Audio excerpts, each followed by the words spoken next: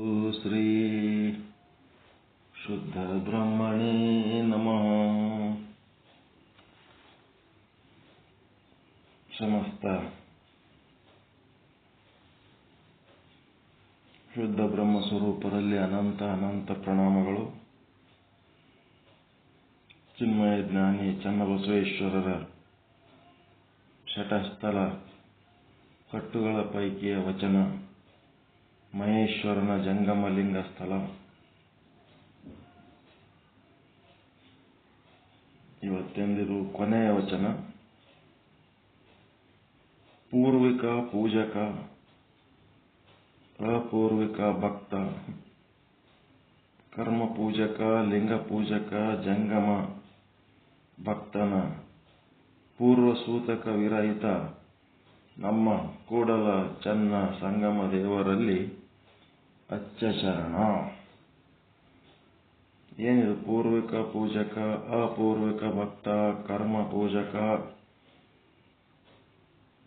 ಲಿಂಗ ಪೂಜಕ, ಜಂಗಮ ಭಕ್ತನ ಪೂರ್ವಸೂತಕ, ಜಂಗಮ ಭಕ್ತನ ಪೂರ್ವಸೂತಕ ವಿರಹಿತ ನಮ್ಮ ಕೂಡಲ ಚನ್ನ ಸಂಗಮ ದೇವರಲ್ಲಿ ಅಚ್ಚ ಶರಣ. ಹಿಂಗೇನ್ರಿ ಅರ್ಥ ಆಗ್ಯದನ್ರಿ ಇದು?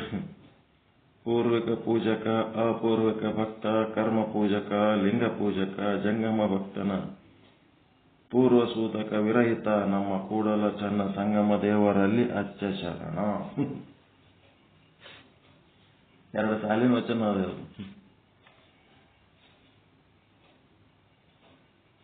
ಹಿಂಗ ಓದಿದ್ರಿ ಅಂದ್ರೆ ಅರ್ಥ ಆಗ್ತದ?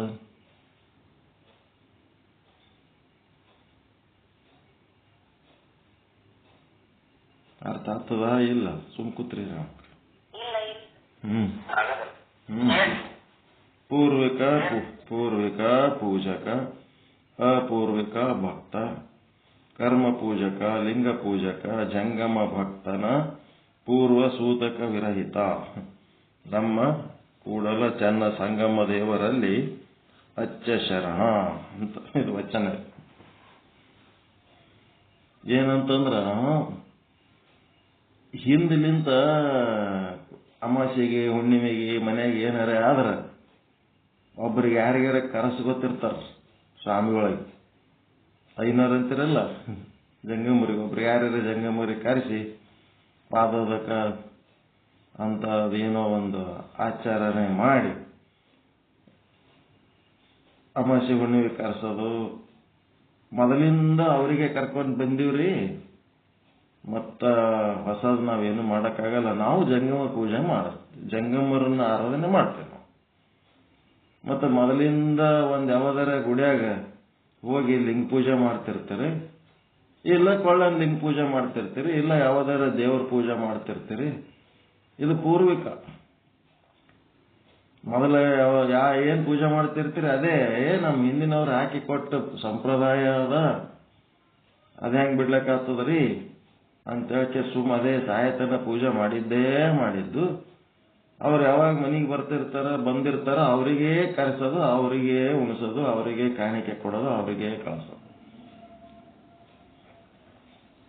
ಏನೋ ನಿಮ್ಮ ಒಂದು ಧಾರ್ಮಿಕ ಆಚಾರಗಳನ್ನ ಮಾಡ್ಕೋತ ಅಲ್ಲಿಂದ ಇಲ್ಲಿ ತನಕ ಬಂದಿರಿ. ಏನ್ ಮಾಡಿದ್ರು ಸಹಿತ ನಿಮಗ ಇವೆಲ್ಲ ಮಾಡ್ಲಿಕ್ಕೆ ಹಿಂದ ಆಸರೆಯಾಗಿರುವಂತ ಚೇತನ ಏನದಲ್ಲ, ಆ ಚೇತನದ ಅರಿವು ಇರಲ್ಲ. ಆ ಚೇತನದ್ದು ಅರಿವೇ ಇರಂಗಿಲ್ಲ. ಒಬ್ಬ ಜಂಗಮ ಕರೆಸ್ತಿರೋ, 100 ಜಂಗಮರ ಕರೆಸ್ತಿರೋ, ಅಷ್ಟು ಮಂದಿಗೆ ನೀವು ಊಟಕ್ಕೆ ಹಾಕಿರಿ ಖರೆ.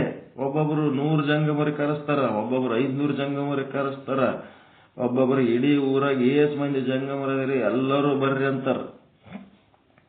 ಇಲ್ಲಿ ನಮ್ ಸಿದ್ಧಲಿಂಗೇಶ್ವರ ಅಂತೇಳಿ ಮನ್ಸಲಾಪುರ ಅಂತದ ಇಲ್ಲಿ ರಾಯಚೂರಾಗ, ಇಲ್ಲೇ ಒಂದ್ 5 ಕಿಲೋಮೀಟರ್. ಶ್ರಾವಣ ಮಾಸದಾಗ ಯಾರು ಅಡಿಗೆನೆ ಮಾಡಲ್ಲ ಅಲ್ಲಿ, ಎಲ್ಲರೂ ಗುಡ್ಡದ ಮೇಲೆ ಅಡಿಗೆ ಊಟ. ಯಾರು ಬೇಕಾದವರು ಬರ್ತಿರ್ತಾರೆ, ಊರ್ ಮಂದಿ ಎಲ್ಲ ಬರೋದು ಉಣದೇ. ಏಸ್ ಜಂಗಮರದಿರಿ ಎಲ್ಲರೂ ಉಣದೆ. ಅವ್ರಿಗೆ ಜಂಗಮರ್ಯಾರೋ ಯಾರ್ಯಾರೋ ಎಲ್ಲರೂ ಉಣ್ಕೋತ ಇರ್ತಾರಲ್ಲ ಎಲ್ಲ ಹೆಂಗೆ. ಅಷ್ಟು ನಡೀತದ. ನೀವು 100 ಮಂದಿಗೆ ನೀವು ಊಟಕ್ಕೆ ಹಾಕಿರಿ ಅಂತಂದ್ರೂ ನಿಮ್ಮ ಒಳಗಿನ ಚೇತನದ ಅರಿವು ನೀ ಅದಿ ಅಂತ ನಾನು ಇದೆಲ್ಲ ಮಾಡ್ಲಿಕ್ಕೆ ಸಾಧ್ಯ ಆಯ್ತು ಅಂತೇಳಿ ಹಂಗೆ ಊಟಕ್ಕೆ ಹಾಕವನಿಗೆ ಎಂದರೆ ಅರಿವು ಆಗ್ಯದನ್ರಿ ಅಂತದೇನಾರ.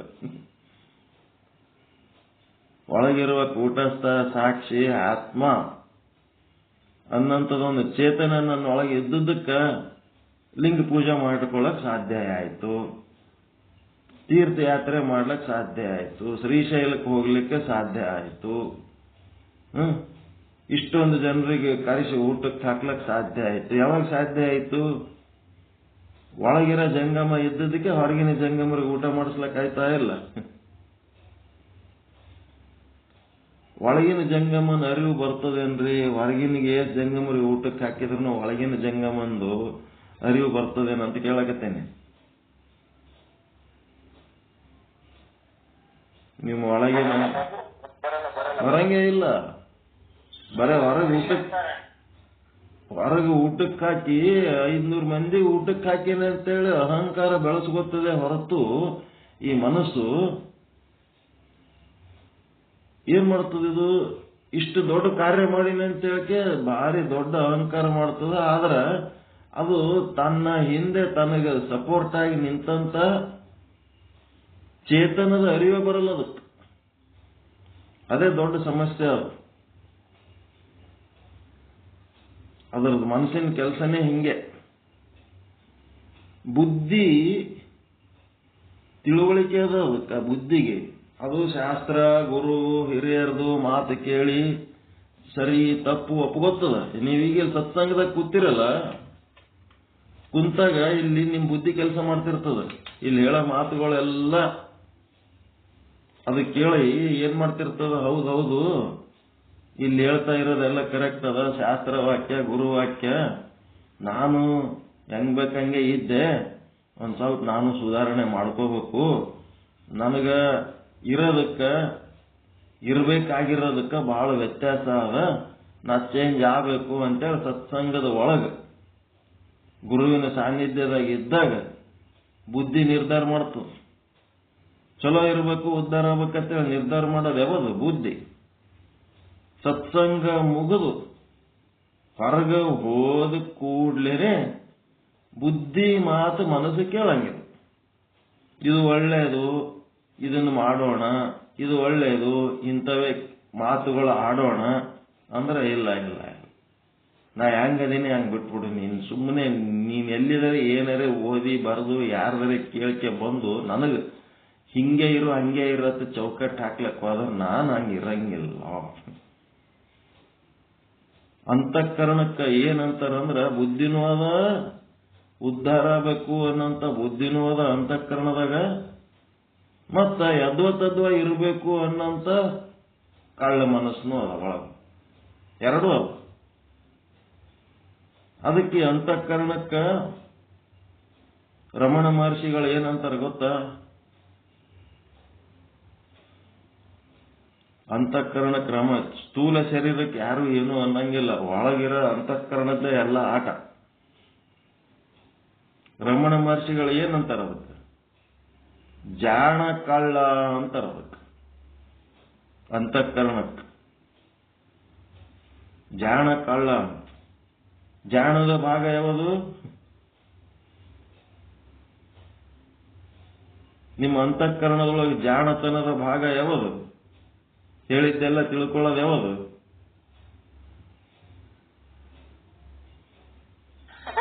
ಬುದ್ಧಿ. ಅದು ಜಾಣ. ಹೇಳಿದ್ದೆಲ್ಲ ಬುದ್ಧಿ ತಿಳ್ಕೊಂಡ್ರ ಅದ್ರಂಗ ನಡ್ಕೊಳ್ಳೋದು ಬೇಕಾಗಿಲ್ಲ.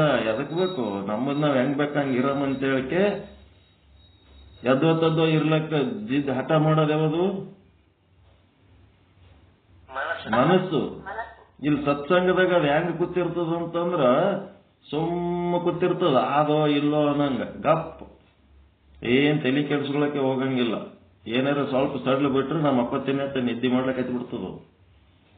ಬುದ್ಧಿ ಜಾಗ್ರ ಇರ್ತದೆ ಇಲ್ಲಿ ನಿಮ್ಮದು. ಬುದ್ಧಿ ಜಾಗ್ರದ್ದು ಕೇಳ್ಕೋತಿರ್ತದ. ಹಿಂಗಾಗಿ ಇದಕ್ಕ ಜಾಣ ಕಳ್ಳ ಅಂತಾರ. ಅದಕ್ಕೆ ಶಿಷ್ಯ ಕೇಳ್ತಾನ, ಜಾಣ ಕಳ್ಳ ಅಂದ್ರೆ ಹೆಂಗ ಅಂತಂದ್ರ ಉತ್ತಮ ಅಧಿಕಾರಿಗೆ ಅರ್ಥ ಆಯ್ತು ಜಾಣ ಕಳ್ಳ ಅಂದ್ರೆ ಹೆಂಗ. ಬುದ್ಧಿ ಭಾಗ ಏನದ ಇದು ತಿಳ್ಕೊತದಪ್ಪ, ಅರಿವು ಇದ್ದದ, ಇದಕ್ಕೊಂದ್ ಸ್ವಲ್ಪ ತಿಳ್ಕೊಂಡು ಚಲೋ ಇರಮು ಅಂತದು ಪ್ರಯತ್ನ ಮಾಡ್ತದ. ಅದಕ್ಕೆ ಜಾಣ ಅಂತಾರ. ಕಳ್ಳನು ಅದ ಅದೇ ಅಂತಃಕರಣದೊಳಗ ಮನಸ್ಸು. ಹೆಂಗ್ ಬೇಕಂಗಿರಮು, ಏನ್ ಬೇಕಾದ ತಿನ್ನಮು, ಎಲ್ಲಿಗೆ ಬೇಕಲ್ಲಿಗೆ ಹೋಗಮು, ಏನ್ ಬೇಕಾದ್ ಮಾಡಮ್ ಅಂತಿರ್ತದ. ಬುದ್ಧಿ ಏನಂತಿರ್ತದ, ಹಂಗ್ ಬೇಡ, ಹಂಗ್ ಮಾಡಿದ್ರ ಮುಂದೆ ಅಪಾಯ, ಕೆಟ್ಟದ್ದು ಅಂತ ಇದು ಹೇಳ್ತಿರ್ತದ. ಅದಕ್ಕೆ ಮಧ್ಯಮ ಅಧಿಕಾರಿ ಕನಿಷ್ಠ ಅಧಿಕಾರಿಗೆ ಇದು ಅರ್ಥ ಆಗಲಿಲ್ಲ. ದೃಷ್ಟಾಂತ ಕೊಡ್ರಿ ಅಂತ ಹೇಳ. ದೃಷ್ಟಾಂತ ಕೊಡ್ರಿ ಅಂದ ಕೂಡ್ಲೇನೆ ಆಯ್ತು ತಗೋ ದೃಷ್ಟಾಂತ ಅಂತೇಳಿ ರಮಣ ಮಹರ್ಷಿಗಳೊಂದು ದೃಷ್ಟಾಂತ ಕೊಡ್ತಾರ. ಏನ್ ಕೊಡ್ತಾರಪ್ಪ ಅಂದ್ರೆ, ಒಬ್ಬ ಕಳ್ಳ ಒಬ್ಬ ದೊಡ್ಡ ಶ್ರೀಮಂತರ ಮನೆಗೆ ಹೋಗಿದ್ನಂತ. ಎದಕ್ ಹೋಗಿರ್ತಾನವ? ಕಳ್ಳ ಶ್ರೀಮಂತನ ಮನೆಗೆ ಕಳ್ಳತನ ಮಾಡಕ್ ಹೋಗಿರ್ತಾನ. ಎಲ್ಲಾ ವಸ್ತುಗಳು ಏನ್ ಮಾಡ್ತಾನ, ಬಂಗಾರ, ಬೆಳ್ಳಿ, ಕಿಮ್ಮತ್ತಿನ ವಸ್ತುಗಳೆಲ್ಲ ಆಲ್ಮಾರಿ, ಟ್ರೇಜರಿ ಯಾವ ಇವು ತೆರವು ಸಂಗ್ರಹ ಮಾಡ್ಕೋತಾನ. ಮಾಡ್ಕೊಂಡ್ ಕೂಡ್ಲೇನೆ ಅಷ್ಟ್ರಾಗೆ ಏನಾಯ್ತು, ಆ ಮನಿ ಓನರ್ ಎಚ್ಚರಾಗ್ಬಿಡ್ತು. ಎಚ್ಚರಾಗುನ ಕಳ್ಳನ್ನು ಹಿಡಿದು ಪೊಲೀಸರಿಗೆ ಕರೆದ್ರು. ಆ ಕೋಣೆ ಎಲ್ಲ ಕೊಂಡಿ ಹಾಕ್ಬಿಟ್ರು ಒಳಗದನವ ಅಂತ ಹೇಳಿ. ಪೊಲೀಸರಿಗೆ ಕರೆದು ಕೂಡಲೇ ಮತ್ತೆ ಸಾವುಕಾರ ಮನೆಗೆ ಕರೆದಾರ ಅಂತಂದ್ರೆ ಎಲ್ಲ ಪೊಲೀಸರು ಬರ್ತಾರೆ. ಬಡವ್ರ ಮನೆಗೆ ಅವ್ರಿಗೆ ಏನಾದ್ರೂ ಅಲ್ಲೇ ಒಂದಿಟ್ಟು ಏನೋ ಎರಡು ಮಾತು ಹೇಳಿ ಒಳ್ಳೆ ಅವರಿಗೆ ಬೈದು ಕಳಿಸ್ಬಿಡ್ತಾರ. ನೀವು ಹುಷಾರಿರ್ಬೇಕಂತ. ಇಲ್ಲಂದ್ರೆ ಆಯ್ತು ಬರ್ತೀವಿ, ಹೋಗಿ ಸಾಯಂಕಾಲ ಬೀಟ್ ಬಂದಾಗ ನೋಡ್ತೀವಿ ಹೇಳಿ ಏನಾರ ಅಂದ್ರೆ ಸಮಾಧಾನ ಮಾಡಿ ಕಳಿಸ್ತಾರ. ಸಾವುಕಾರ ಮನೆಗೆ ಆದ್ರೆ ಮೊದಲು ಓಡ್ತಾರೆ ಎಲ್ಲರೂ. ಆ ಪೊಲೀಸ್ ಬಂದ್ಬಿಟ್ರು, ಮನಿ ಸುತ್ತರದ ನಿಂತ್ಬಿಟ್ರು. ಮನಿ ಸುತ್ತರದ ಪೊಲೀಸರು ನಿಂತು ಕೂಡಲೇ ಇವ ಕಳ್ಳ ನೋಡ್ದ, ಹಣಿಕೆ ಹಾಕಿ ಇದು ಪರಿಸ್ಥಿತಿ ಬಹಳ ಗಂಭೀರ ಅದ, ಅದಕ್ಕೆ ಹೆಂಗಾರೆ ಮಾಡಿದ್ರಂತ ತಪ್ಪಿಸ್ಕೋಬೇಕು. ಅವರೆಲ್ಲರೂ ಒಳಗೆ ಬಂದು ನಾನು ಹಿಡ್ಕೊಂಡು ಹೋಗೋದಕ್ಕಿಂತ ಮೊದಲೇ ನಾನೇ ಹೆಂಗಾರ ಮಾಡಿ ಕಿಟಕಿಲಿಂತ ಹೊರಗೆ ಎಗರಿ, ಆ ಪೊಲೀಸರು ಮಧ್ಯಾಹ್ನ ಎಗರಿಬಿಟ್ಟ, ಹೋಗಿ ಗಾಕ್ಕಂತ ಎಗರಿ ಓಡ್ಲಕ್ಕೆ ಹಚ್ಬಿಟ್ಟ. ಅವ ಹಿಂಗೆ ಹೊರಗೆ ಬಂದು ಹಾರ್ತಾನೆ ಅನ್ನೋದು ಅವ್ರಿಗೆ ಗೊತ್ತಿಲ್ಲ. ಒಳಗೆ ಹೋಗಿ ಅವನಿಗೆ ಹಿಡಿಬೇಕನ್ನೋದು ಅವ್ರ ಪ್ಲಾನು. ಇವನ್ ಪ್ಲಾನ್ ಹೊರಗೆ ಎಗರಿ ಓಡ್ಬೇಕನ್ನೋದು ಇವನ್ ಪ್ಲಾನ್. ಎಗರದ ಓಡ್ಲಕತ್ತ, ಓಡ್ತೋತ ಹೋಗನ ಪೊಲೀಸರು ಅವ್ನ ಬೆನ್ನತ್ತಿ ಓಡ್ಲಕತ್ತಿದ ಕೂಡ್ಲೇನೆ ಒಂದ್ ಯಾವ್ದೋ ಸಣ್ಣ ಸಂಧಿ ಇತ್ತು, ಸಂಧ್ಯಾಗ ಹೊಕ್ಕೊಂಡ್ ಬಿಟ್ಟ. ಅವ ಸಂಧ್ಯಾಗ ಹೊಕ್ಕೊಂಡ್ ಕೂಡ್ಲೇನೆ ಪೊಲೀಸರಿಗೆ ಅವ ಸಂಧ್ಯಾಗ ಹೊಕ್ಕದ್ದು ಕಂಡಿಲ್ಲ ಅವ್ರಿಗೆ. ಅವ್ರು ಸೀದಾ ರೋಡ್ ಹಿಡಿದು ಓಡ್ಲಕತ್ತಾರ. ಸೀದಾ ರೋಡ್ ಹಿಡಿದು ಓಡ್ಲಕತ್ತಿದ್ಮೇಲೆ ಅವರು ಹುಡುಗಿಗೆ ನಾನು ಹಿಡಿತಾರ ಬಾ ಇನ್ನ ಅಂತೇಳಿ ಕಳ್ಳ ಏನ್ ಮಾಡ್ದ, ಪೂರಾ ಹಿಂದ್ ಪೊಲೀಸ್ ಇರ್ತಾನಲ್ಲ ಒಬ್ಬ, ಆ ಪೊಲೀಸಿಗ ಯಾಕೆ ಓಡ್ಲಕತ್ತೀರಿ ಅಂತ ಕೇಳಿದ್ ನಾವು. ಯಾಕೆ ಓಡ್ಲಕತ್ತೀರಿ ಅಂದ್ರೆ ಒಬ್ಬ ಕಳ್ಳ ಓಡಾಗ ನೀ ರೋಡಿಗೆ ಅವನಿಗೆ ಹಿಡಿಲಕ್ಕೆ ಓಡ್ಲಕತ್ತೀವಿ, ನಾನು ಸಹಾಯ ಮಾಡ್ಬೋದಾ ಅನ್ನಂತೆ. ಮಾಡ್ಬೋದು, ನಾನು ಓಡ್ತೀನಿ ನಿಮ್ ಸಂಗಟ ಅಂತೇಳಿ ಆ ಪೊಲೀಸರ ಸಂಗಟ ಇವನು ಕಳ್ಳನ ಹಿಡಿಲಕ್ಕೆ ಓಡ್ಲಕತ್ತ.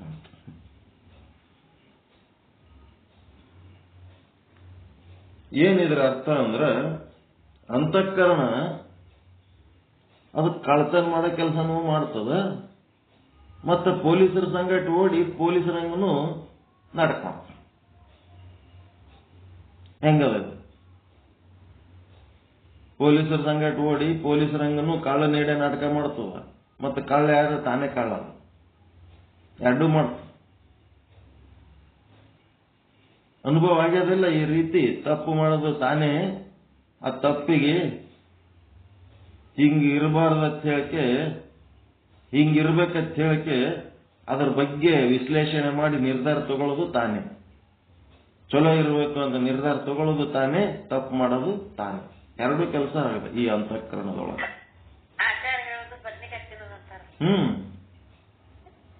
ಹಿಂಗೆ ಅದಕ್ಕೆ ಇಲ್ಲಿ ಏನಂತ ಅಂತಂದ್ರ, ಹಿಂದಿನ ಕಾಲದಿಂದ ನಾವು ಒಬ್ಬರು ಜಂಗಮರಿಗೆ ನಡ್ಕೊಂಡ್ ಬಂದೇವ್ರಿ, ಅವ್ರ ಮನೆಯವ್ರಿಗೆ ಕರಿತೀವಿ. ಹಿಂದಿನ ಕಾಲದಿಂದ ಪೂರ್ವ ಕಾಲದಿಂದ ಯಾವುದೋ ಒಂದು ಲಿಂಗ ದೇವರ ಏನೋ ಪೂಜೆ ಮಾಡ್ಕೊತ ಹೊಂಟೀವಿ, ನಾವು ಅದೇ ಮಾಡ್ತೀವಿ ಅಂತೇಳಿ ಹಿಂದಿಂದೇ ನಾವು ಸಂಪ್ರದಾಯ ಫಾಲೋ ಮಾಡ್ಕೊಂಡು ಬರ್ತೀವಿ ಅಂತಂದ್ರೆ ಇಲ್ಲಿ ತಿಳಿದು ಮಾಡ್ರಿ ಅಂತಾರ ಚನ್ನಬಸವಣ್ಣನವರು. ತಿಳಿದು ಮಾಡ್ರಿ. ಅದಕ್ಕೆ ಪೂರ್ವ ಸೂತಕ ವಿರಹಿತ ನಮ್ಮ ಕೂಡಲ ಚನ್ನ ಸಂಗಮ ದೇವರಲ್ಲಿ ಅಚ್ಚ ಶರಣ. ಈ ಶರಣ ಮಾರ್ಗದ ಜಂಗಮ ಭಕ್ತ ಏನದನ ಇವನು ಪೂರ್ವ ಸೂತಕ ವಿರಹಿತ. ಯಾವಾಗ ಜ್ಞಾನ ಬತ್ತು, ಯಾವಾಗ ಆತ್ಮದ ಅರಿವಾಯ್ತು, ಯಾವಾಗ ಕೂಟಸ್ಥ ಸಾಕ್ಷಿ ಚೇತನ ಸಚ್ಚಿದಾನಂದ ಇಂಥದ್ದು ತಿಳಿದ ಮೇಲೆ ಅವನಿಗೆ ಆ ಸಚ್ಚಿದಾನಂದನ ದರ್ಶನ ಎಲ್ಲ ಕಡೆ ಆಗ್ಲಕತ್ತಿ ಬಿಡ್ತದೆ. ಎಲ್ಲ ಕಡೆ ಅವನೇ ಸಚ್ಚಿದಾನಂದನ, ಎಲ್ಲರೊಳಗೂ ಅವನೇ ಅದನ, ಎಲ್ಲರ ಹೊರಗೂ ಅವನೇ ಅದನ. ಶುದ್ಧ ಬ್ರಹ್ಮನಿಂದ ಹಿಡಿದುಕೊಂಡು ಯಾವಾದರ ತನಕ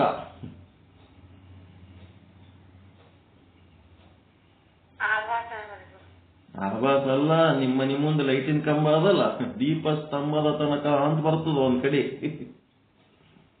ಶುದ್ಧ ಬ್ರಹ್ಮನ ಹಿಡ್ಕೊಂಡು ನಿಮ್ಮ ಮನೆ ಮುಂದಿಂದು ದೀಪಸ್ತಂಭ ಲೈಟಿನ ಕಂಬ ಅಂತಂದ್ರೆ ಜಡ ವಸ್ತು ಹೌದಿಲ್ಲ. ಚೇತನದಿಂದ ಹಿಡ್ಕೊಂಡು ಸ್ತಂಭದ ತನಕ ಅಂತಂದ್ರೇನು ಎಲ್ಲ ಜಡ ವಸ್ತುಗಳಲ್ಲಿ ಎಲ್ಲಾ ಕಡೆ ಆ ಆತ್ಮ ತುಂಬಿ ತುಳುಕ್ಲಕತ್ತದ. ಸರ್ವಾತ್ಮ ಭಾವ ಎಲ್ಲರೊಳಗೂ ಅದನ್ನೇ ಕಾಣುವಂತ ಅಚ್ಚ ಅಂತಾರವ್ರು ಶರಣ. ಎಂತವ? ನಮ್ಮ ಕೂಡಲ ಚನ್ನ ಸಂಗಮ ದೇವರಲ್ಲಿ ಅಂತ ಸಚ್ಚಿದಾನಂದನ ದರ್ಶನ ಮಾಡ್ಕೊತಾನವ ಎಲ್ಲ ಕಡೆ. ಯಾವುದರ ಒಂದು ಹಿಂದಿನ ಸಂಪ್ರದಾಯದ ಪ್ರಕಾರ ಇವರಿಗೆ ನಾವು ನೋಡ್ಕೋತೀವಿ, ಇದೇ ಮಾಡ್ತೀವಿ ಅಂತ ಹಂಗೇನಿಲ್ಲ. ಅವ್ದು ಹೆಂಗೆ ಶಬ್ದ ಬರುತ್ತಾನೆ? ಪೂರ್ವ ಸೂತಕ ವಿರಹಿತ. ಇದು ಬಹಳ ಮುಖ್ಯ ಪಾಯಿಂಟ್. ಇದು ಉಳಿದು ಎಲ್ಲ ಹೆಂಗೆ ಕಿರಲಕ್ಕ. ಈ ನಮ್ಮ ಶರಣ ಮಾರ್ಗದ ಜಂಗಮನ ಭಕ್ತ ಹೆಂಗದನಪ್ಪ ಅಂದ್ರ ಪೂರ್ವ ಸೂತಕ ವಿರಹಿತ. ಮತ್ತ ಅವ ಹೆಂಗದನ? ನಮ್ಮ ಕೂಡಲ ಚನ್ನ ಸಂಗಮ ದೇವರಲ್ಲಿ ಅಚ್ಚ ಶರಣ. ಆ ಒಂದು ಸದ್ರೂಪ ಚಿದ್ರೂಪ ಆನಂದ ರೂಪ ನಿತ್ಯ ರೂಪ ಪರಿಪೂರ್ಣ ರೂಪ ಏನದಲ್ಲ, ಆ ಚೇತನದಲ್ಲೇ ಅವ ಅಚ್ಚ ಶರಣ. ಹಿಂಗ ಅದು ಹಂಗೆ ಓದಿದ್ರೆ ಏನು ಕೇಳಲ್ಲ. ಗೊತ್ತಾ? ನಾಳೆಗೆ ಮಹೇಶ್ವರನ ಯಾವ ಸ್ಥಳ ಚಾಲು ಆಗ್ತದ? ಮಹೇಶ್ವರನ ಜಂಗಮಲಿಂಗ ಆದ್ಮೇಲೆ ಮಹೇಶ್ವರನ ಆಚಾರಲಿಂಗ ಮುಗೀತು, ಗುರುಲಿಂಗ ಮುಗೀತು, ಶಿವಲಿಂಗ ಮುಗೀತು, ಚರಲಿಂಗ ಅಂದ್ರೆ ಜಂಗಮಲಿಂಗ ಮುಗೀತು. ಮಹೇಶ್ವರನ ಯಾವ ಲಿಂಗ ಚಾಲು ಆಗ್ತದ? ಇವೆಲ್ಲ ನಾಲ್ಗಿ ಮೇಲೆ ಬರ್ಬೇಕು. ಒಂದ್ ಕಡೆ ಬರ್ಕೊಳ್ರಿ. ಒಬ್ಬ ಭಕ್ತ ಮುಂದ ಆಚಾರಲಿಂಗ ಬರೀರಿ. ಹಂಗ್ ಬರೀಲಕ್ ಹೋಗ್ಬೇಡ್ರಿ. ಏನ್ ಮಾಡ್ರಿ? ಭಕ್ತ ಮಹೇಶ ಪ್ರಸಾದಿ ಪ್ರಾಣಲಿಂಗಿ ಶರಣ ಐಕ್ಯ ಅಂತ ಒಂದ್ ಕಡೆ ಬರ್ಕೊಂಡ್ಬಿಡ್ರಿ. 6 ಅಂಗಗಳು ಬರ್ಕೊಳ್ರಿ. ಆಮೇಲೆ ಇನ್ನೊಂದ್ ಕಡೆ ಏನ್ ಬರ್ಕೊಳ್ರಿ? ಆಚಾರಲಿಂಗ, ಗುರುಲಿಂಗ, ಶಿವಲಿಂಗ, ಚರಲಿಂಗ, ಪ್ರಸಾದಲಿಂಗ, ಮಹಾಲಿಂಗ.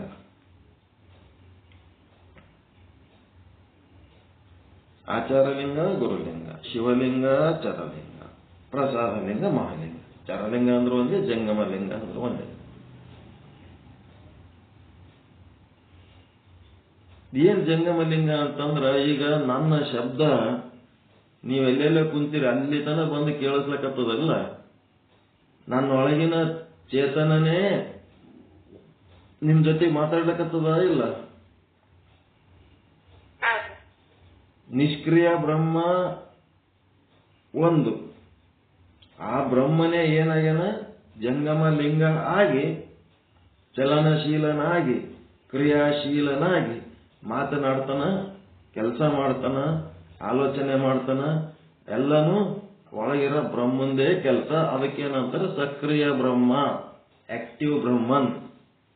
ಆ ಇನ್ಆಕ್ಟಿವ್ ಇದ್ದವ ಆಕ್ಟಿವ್ ಆಗಿ ಲೀಲೆ ಮಾಡ್ತಾನೆ. ಲೀಲೆಯಾದರೆ ಉಮಾಪತಿ. ಏನಾಗ್ಯದ, ನಮ್ಮ ಧ್ವನಿ ಬಂದು ನಿಮಗ್ ಬಂದು ಮುಟ್ಬೇಕಾದ್ರೆ ಜಡ ಮತ್ತು ಚೇತನ ಎರಡೆರಡು ಮಿಕ್ಸ್ ಅದಾವ.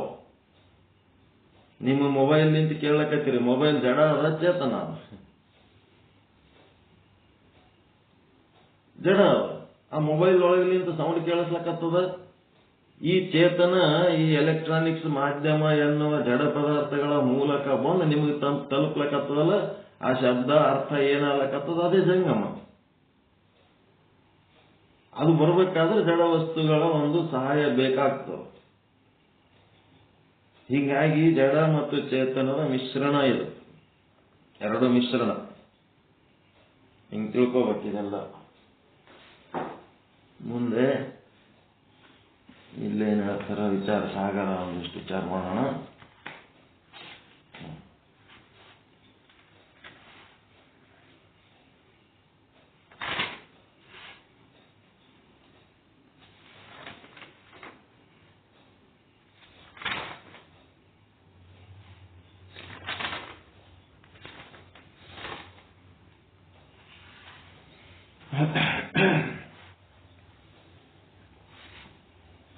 ಶ್ರೀ ವಿಚಾರ ಸಾಗರ ಸಾಧು ನಿಶ್ಚಲದಾಸ್ಜಿಯವರ ಕೃತಿ.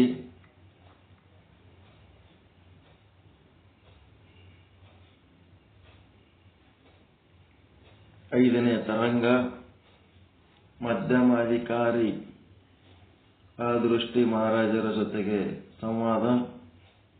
244ನೇ ವಿಷಯಾಂಕ. ಭಾಮತಿಕಾರ ವಿದ್ಯಾವಾಚಸ್ಪತಿ ಮಿಶ್ರಾ ಅವರ ಮತ. ಆ ಮತದ ಬಗ್ಗೆ ಚರ್ಚೆ ಮಾಡ್ತಾ, ಅವ್ರ ಮತ ಏನು ಅಂತ ಆಲ್ರೆಡಿ ಗೊತ್ತಾಗ್ಯದ ನಿಮ್ಗೆ. ಹಿರಿಯ ವೇದಾಂತಿಗಳು ಮಾಯೆ ಅನ್ನೋದು ಒಂದೇ ಆದ ಅಂತ ಹೇಳಿದ್ರೆ, ಈ ಮಿಶ್ರಾಜಿ ಏನ್ ಹೇಳ್ತಾನಂದ್ರೆ, ಮಾಯೆ ಅನ್ನೋದು ಒಂದೇ ಇಲ್ಲ, ಅನೇಕ ಅದಾವ.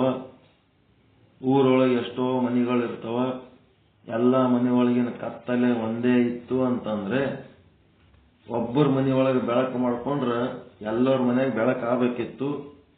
ಒಬ್ಬರ ಮನೆಗೆ ಬೆಳಕು ಮಾಡ್ಕೊಂಡ್ರೆ ಅವ್ರ ಮನೆ ಯಾಕೆ ಬೆಳಕಾಗ್ತದ ಅಂದ್ರೆ, ಅವ್ರ ಮನೆಗಿನ ಕತ್ತಲೆ ಬೇರೆ, ಇನ್ನೊಬ್ಬರ ಮನೆಗಿನ ಕತ್ತಲೆ ಹಂಗೆ ಇರ್ತದಂದ್ರೆ ಆ ಕತ್ತಲೆನೇ ಬೇರೆ ಅಂತ. ಯಾರೋ ಒಬ್ಬರು ಕಷ್ಟಪಟ್ಟು ಸಾಧನೆ ಮಾಡಿ ಮೋಕ್ಷ ಮಾಡ್ಕೊಂಡ್ರೆ ಮಾಯೆ ಅನ್ನೋದು ಒಂದೇ ಇತ್ತು ಅಂದ್ರೆ ಎಲ್ಲರ ಅಂತಃಕರಣದೊಳಗಿನ ಮಾಯೆ ಹೋಗ್ಬೇಕಿತ್ತು. ಒಂದೇ ಇಲ್ಲ, ಅದು ಅನೇಕ ಇದ್ದದ್ದಕ್ಕೆ ಒಬ್ಬೊಬ್ಬರು ಅಂತಃಕರಣದೊಳಗಿರುವ ಮಾಯೆ ಅವಿದ್ಯೆ ಒಂದೊಂದೇ, ಅದು ಬೇರೆ ಬೇರೆ ಅನೇಕ ಮಾಯೆಗಳದವ ಅಂದ್ರೆ ಅವಿದ್ಯೆಗಳದವ. ಅನೇಕ ಇದ್ದಾಗ ಮಾಯೆಗೆ ಅವಿದ್ಯೆ ಅಂತಾರೆ, ಅಖಂಡವಾಗಿ ಒಂದೇ ಇದ್ದಾಗ ಅದಕ್ಕೆ ಮಾಯೆ ಅಂತಾರೆ. ಮಾಯಾ ಏಕ, ಅವಿದ್ಯೆ ಅನೇಕ. ಮತ್ತೆ ಇನ್ನೊಂದು ಏನ್ ಹೇಳ್ತಾನ ಅಂತಂದ್ರೆ, ಆದಿಯಲ್ಲಿರುವಂತ ವೇದಾಂತದ ಹಿರಿಯರು ಏನ್ ಹೇಳ್ತಾರ, ಮಾಯೆ ಅನ್ನೋದು ಜೀವ ಮತ್ತು ಈಶ್ವರ ಅಂದ್ರೆ ಪಿಂಡಾಂಡ ನಿಯಾಮಕ ಜೀವ, ಬ್ರಹ್ಮಾಂಡ ನಿಯಾಮಕ ಈಶ್ವರ, ಇವರಿರುವರಲ್ಲೂ ಭೇದರಹಿತವಾಗಿ ಅಭೇದವಾಗಿ ಏನ್ ಮಾಡ್ಯಾನ, ಆ ಒಂದು ಶುದ್ಧ ಬ್ರಹ್ಮ ಏನು ಆವರಿಸದನಲ್ಲ, ಆ ಶುದ್ಧ ಬ್ರಹ್ಮನಲ್ಲಿ ಈ ಒಂದು ಮಾಯೆ ಆಶ್ರಯ ತಗೊಂಡಿರ್ತದ. ಆ ಶುದ್ಧ ಬ್ರಹ್ಮನೇ ಮಾಯೆಗೆ ಆಶ್ರಯವಾಗಿದ್ದಾನೆ. ಹಿಂಗಾಗಿ ಸ್ವ ಆಶ್ರಯ ಅನ್ನಿಸ್ಕೊತಾನ ಶುದ್ಧ ಬ್ರಹ್ಮ. ಮಾಯೆಗೆ ಆಶ್ರಯ ಕೊಟ್ಟದ್ದಕ್ಕ, ಆ ಶುದ್ಧ ಬ್ರಹ್ಮನಲ್ಲಿ ಆಶ್ರಯ ಹೊಂದಿದ್ದಕ್ಕ ಇದು ಆಶ್ರಿತೆ ಅಂತ ಅನ್ನಿಸ್ಕೊತದ. ಮುಂದ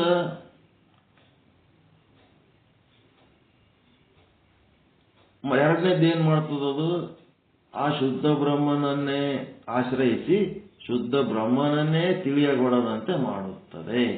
ಯಾವ ರೀತಿ ಅಂತಂದ್ರೆ, ಒಂದು ಕೋಣೆಯಲ್ಲಿ ಕತ್ತಲೆಯು ಆಶ್ರಯ ಪಡೆದುಕೊಂಡು ಆ ಕತ್ತಲೆಯು ಆ ಕೋಣೆಯನ್ನೇ ಗುರುತು ಸಿಗದ ಹಾಗೆ ಕೋಣೆಯಲ್ಲಿ ಏನು ವಸ್ತುಗಳದಾವ ಅಂತ ಕಾಣದ ಹಾಗೆ ಮಾಡುವ ಹಾಗೆ ಈ ಒಂದು ಮಾಯ ಏನ್ ಮಾಡ್ತದ, ಆ ಬ್ರಹ್ಮಚೇತನವನ್ನೇ ತಿಳಿಯಗೊಡದಂತೆ ಮಾಡಿಬಿಡ್ತದ ಅಂತ ಇದು ವೇದಾಂತ ಹಿರಿಯ ವೇದಾಂತಿಗಳ ವಾದ. ಇಲ್ಲಿ ಒಂದು ಯುಕ್ತಿ ಏನದ, ಇವ್ರದ್ದು ಪ್ರಯತ್ನ ಏನದ ಅಂತಂದ್ರೆ, ನಾನು ಅಜ್ಞಾನಿ ಅದಿನಿ ಅಂತೇಳಿ ಜೀವ ಹೇಳ್ತಾನೆ, ಅವ ಬಿಟ್ಟರೆ ಜಗತ್ತಿನಾಗ ಮತ್ತಿನ್ಯಾರು ಹೇಳೋದು. ನನಗ ಏನು ತಿಳಿತಾ ಇಲ್ಲ, ಬ್ರಹ್ಮ ಗೊತ್ತಿಲ್ಲ, ಬ್ರಹ್ಮಚೇತನ ಅಂದ್ರೆ ಅರಿಯುವುದಿಲ್ಲ ಅಂತೇಳಿ ಹೇಳೋನು ಜೀವ. ಹಿಂಗಾಗಿ ಆ ಮಾಯೆ ಜೀವನನ್ನು ಆಶ್ರಯಿಸದ, ಮತ್ತೇನಾಗ್ಯದ, ಸ್ವವಿಷಯ ಅಂತಂದ್ರ ಆ ಬ್ರಹ್ಮನನ್ನ ತಿಳಿಯಗೊಡದಂತೆ ಮಾಡ್ಯದ. ಜೀವನನ್ನ ಆಶ್ರಯಿಸಿ ಬ್ರಹ್ಮನನ್ನ ತಿಳಿಯಗೊಡದಂತೆ ಮಾಡ್ಯದ. ಮತ್ತೆ ಆ ಮಾಯೆ ಅನೇಕ ಅದ ಅಂತೇಳಿ ವಾಚಸ್ಪತಿ ಮಿಶ್ರಂದು ವಾದ. ಮಾಯೆ ಒಂದೇ ಆದ, ಅದು ಶುದ್ಧ ಬ್ರಹ್ಮವನ್ನು ಆವರಿಸಿ ಆ ಬ್ರಹ್ಮವನ್ನೇ ತಿಳಿಯಗೊಡದಂತೆ ಮಾಡ್ಯದ. ಸ್ವ ಆಶ್ರಯ ಸ್ವವಿಷಯ. ಅಲ್ಲಿ ಜೀವ ಆಶ್ರಯ ಬ್ರಹ್ಮ ವಿಷಯ. ಜೀವ ಆಶ್ರಯ ಬ್ರಹ್ಮ ವಿಷಯ ಯಾರ್ದು? ಮಿಶ್ರಂದು, ವಾಚಸ್ಪತಿ ಮಿಶ್ರಂದು ಜೀವ ಆಶ್ರಯ ಬ್ರಹ್ಮ ವಿಷಯ. ಇಲ್ಲಿ ಸ್ವ ಆಶ್ರಯ ಸ್ವವಿಷಯ ಅಂತಂದ್ರ ಶುದ್ಧ ಬ್ರಹ್ಮನೇ ಆಶ್ರಯ, ಶುದ್ಧ ಬ್ರಹ್ಮನೇ ವಿಷಯ. ಮತ್ತೆ ಏಕ ಮಾಯಾ ಏಕನವರು ಪೂರ್ವ ಸಿದ್ಧಾಂತಿಗಳು. ವಾಚಸ್ಪತಿ ಮಿಶ್ರ ಮಾಯಾ ಅನೇಕ ಅಂತ ಹೇಳ್ತಾನ. ಹಿಂಗ ನಾನಾ ರೀತಿ ದೃಷ್ಟಾಂತಗಳ ಮೂಲಕ ಹೇಳ್ಕೊತ ಹೋಗ್ತಾರ.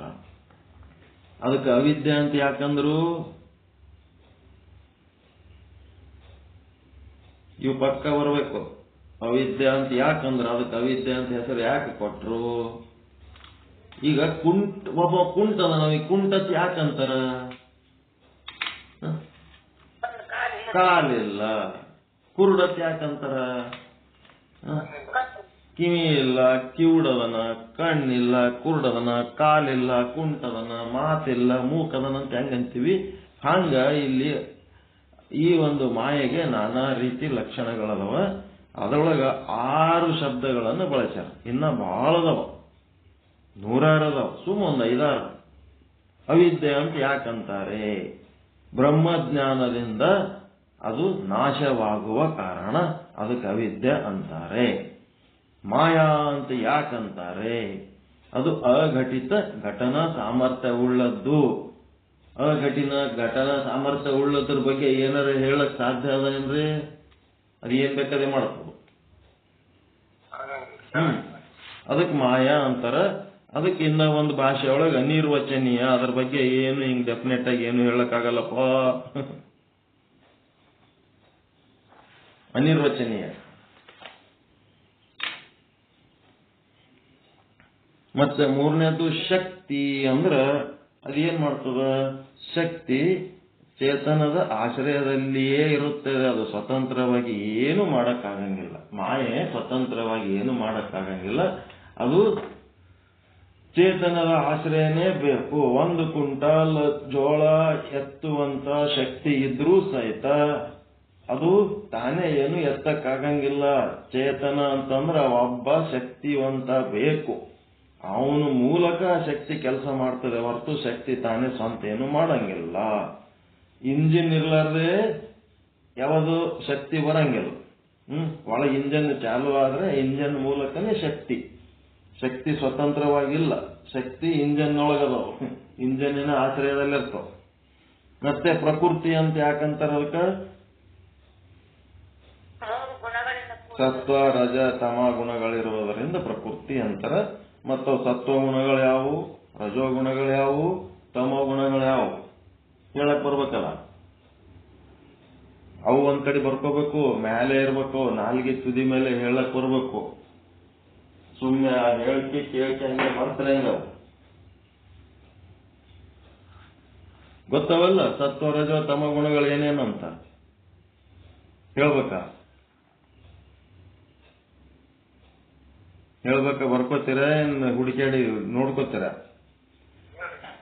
ಹ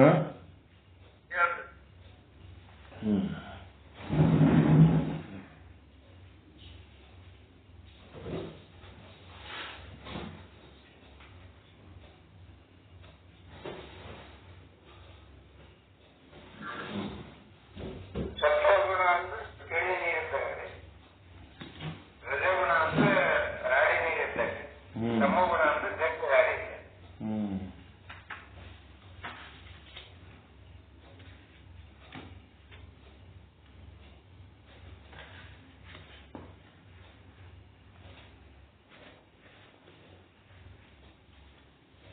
ರಜೋಗುಣ ಅಂತಂದ್ರೆ ಅದಕ್ಕೆ ವಿಕ್ಷೇಪ ಶಕ್ತಿ ಅಂತಾರ. ಈ ವಿಕ್ಷೇಪ ಶಕ್ತಿಯಲ್ಲಿ ಏನಿರ್ತದಪ್ಪ ರಜೋಗುಣದಾಗ ಅಂದ್ರ ಕಾಮ, ಕ್ರೋಧ, ಲೋಭ ಬರ್ಕೊಳ್ರಿ ಒಂದ್ ಕಡೆ. ಕಾಮ, ಕ್ರೋಧ, ಲೋಭ, ದಂಭ ಅಂದ್ರೆ ಡಾಂಬಿಕತೆ, ಹೊರಗೆ ತೋರಿಕೆ ಆಚಾರ, ದಂಭ ಅಥವಾ ಡಾಂಬಿಕತೆ, ಅಸೂಯೆ, ಅಹಂಕಾರ, ಈರ್ಷೆ ಅಂದ್ರೆ ದ್ವೇಷ, ಮತ್ಸರ, ಇವೆಲ್ಲ ಎದ್ರಾಗ ಬರ್ತಾವ? ರಜೋಗುಣದಾಗ ಬರ್ತಾವ. ಸಂಶಯ,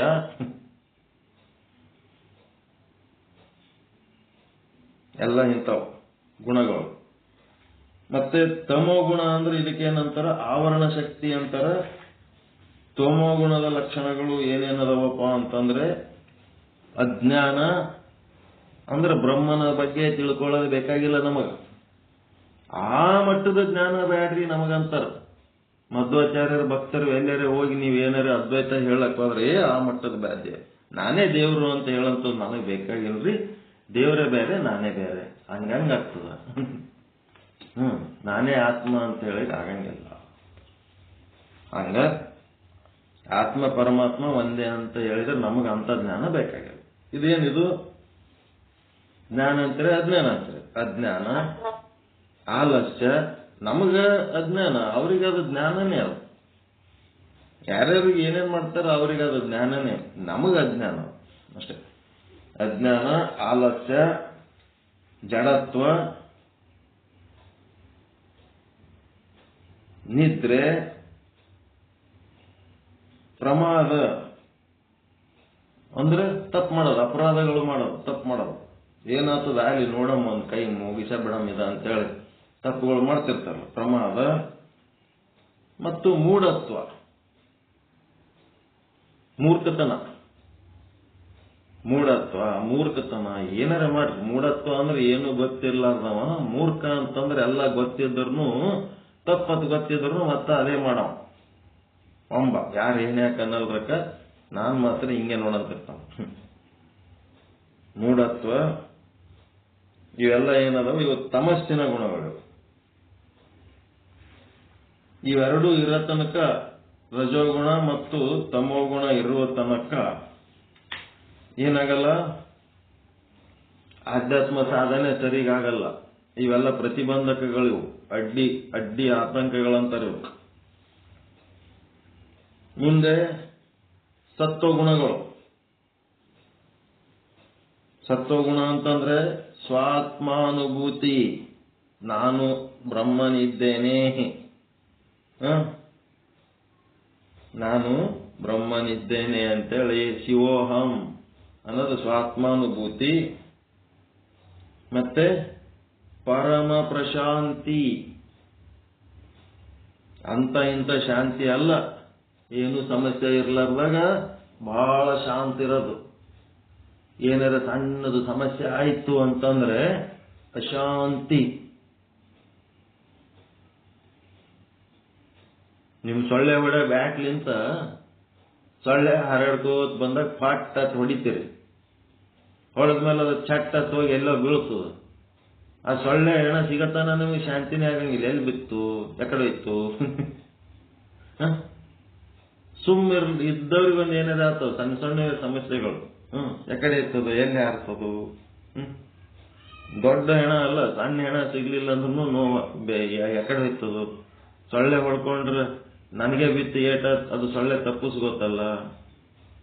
ಎಲ್ಲ ಹಿಂಗೆ ಸಣ್ಣ ಸಣ್ಣ ಕಾರಣಗಳಿಗೆ ಸಹಿತ ಏನಾಗ್ತದ, ಅಶಾಂತಿ ಆಗ್ತಿರ್ತದ. ಅದು ಬೆಕ್ಕದಂತ ಸಮಸ್ಯೆ ಬಂದರೂ ಸಹಿತ ಪ್ರಶಾಂತವಾಗಿರೋಂಥದ್ದು ಒಂದು ಸತ್ವಗುಣ. ಹುಟ್ಟ್ಯಾರಂದ್ರೂ ಅದೇ ರೀತಿ, ಸತ್ತಾರಂದ್ರೂ ಅದೇ ರೀತಿ, ಬಂದಾರಂದ್ರು ಅದೇ ರೀತಿ, ಹೋಗ್ಯಾರಂದ್ರು ಅದೇ ರೀತಿ, ಲಾಭ ಆಗ್ಯದಂದ್ರು ಅದೇ ರೀತಿ, ನಷ್ಟ ಆಗ್ಯದಂದ್ರು ಅದೇ ರೀತಿ, ಬೈಲಿನೊಳಗೆ ಅದೀವಿ ಅಂದ್ರು ಅದೇ ರೀತಿ, ಜೈಲಿನೊಳಗೆ ಹೋಗಿ ಕೂತ್ರು ಅದೇ ರೀತಿ, ಒಂದೇ ರೀತಿ. ನಮ್ಮ ದೇಶದ ಎಲ್ಲ ಸಾಹಿತ್ಯ ಎಲ್ಲಿ ಸೃಷ್ಟಿಯಾಗ್ಯದ ಗೊತ್ತದ? ಜೈಲಿನೊಳಗೆ ಸೃಷ್ಟಿಯಾಗ್ಯದ ನಮ್ಮ ದೇಶದ ಸಾಹಿತ್ಯ. 14 ವರ್ಷ, 15 ವರ್ಷ, 20 ವರ್ಷ, 40 ವರ್ಷ ಜೈಲ್ನಾಗದಾರ ಹಿಂದಿನವ್ರು. ಅಷ್ಟಿಷ್ಟು ವರ್ಷ ಜೈಲ್ನಾಗಿದ್ದಾಗ ಅವ್ರಿಗೆ ಏನ್ ಮಾಡ್ಬೇಕು? ಅತಿ ಪ್ರತಿಭಾವಂತರಿಗೆ ಜೈಲ್ನಾಗ ಇಟ್ರು, ಮತ್ತೆ ಅವ್ರಿಗೆ ಏನ್ ಮಾಡ್ಬೇಕು? ಒಂದಿಷ್ಟು ಪೆನ್ ಪೇಪರ್ ಕೊಡ್ರಪ್ಪ, ಬರ್ಕೋತ್ ಕುಂದಿರ್ತೀವಿ ಅಂತೇಳಿ ಬರ್ಕೋತ್ ಕೂತ್ರು. ಅವೇ ದೊಡ್ಡ ಗ್ರಂಥಗಳಾಗ್ಯಾವ. ಸಾವಿತ್ರಿಯಲ್ಲಿ ಬರ್ದಾರ ಶ್ರೀ ಅರವಿಂದರು. 40 ವರ್ಷ ಜೈಲ್ನ ಕಳೆದಾರ ಅವ್ರು. 40 ವರ್ಷ, 1 ವರ್ಷ ಅಲ್ಲ 2 ವರ್ಷ ಜೈಲ್ನ ಕೂತೆ ಬರ್ದಾರ ಅವ್ರು. ನೆಹರು ಅವರು ಎಲ್ಲ ಸಾಹಿತ್ಯ, ಭಯಂಕರ ಸಾಹಿತ್ಯದ ನೆಹರು ಅವರು ಸಾಹಿತ್ಯ. ಸುಮ್ನೆ ಯಾವುದೋ ಓದಲ್ಲ ಬರೆಯಲ್ಲ, ಸುಮ್ನೆ ಬೈತಾರೆ ನೆಹರು. ದೊಡ್ಡ ಆತ್ಮಜ್ಞಾನಿ, ಫಿಲಾಸಫರ್ ಅವರೆಲ್ಲ. ಭಯಂಕರ ಸಾಹಿತ್ಯ ಬರೆದಿಟ್ಟಾರ ಅವ್ರು ನೆಹರು ಅವರು ಜೈಲ್ನಾಗಿದ್ದಾಗ. ಬಹಳ ಜನ, ರವೀಂದ್ರನಾಥ್ ಟಾಗೋರ್ ಜೈಲ್ನಾಗಿದ್ದೆ ಬರ್ದಾರ. ಬಹಳ ಜನ, ಒಬ್ಬರಲ್ಲ ಇಬ್ಬರಲ್ಲ. ಅದಕ್ಕೆ ಎಲ್ಲಿದ್ರು ಪರಮ ಪ್ರಶಾಂತವಾಗ್ಯಾರ. ಈಗ ಎಲ್ಲಾರ ಜೈಲ್ನ ಕೂತು ತತ್ವಜ್ಞಾನ ಬರೆಯೋರು, ಜೈಲ್ನ ಕೂತು ಹೇಳೋರು ಕೇಳೋರು ಎಲ್ಲವರ? ಏನಿಲ್ಲ.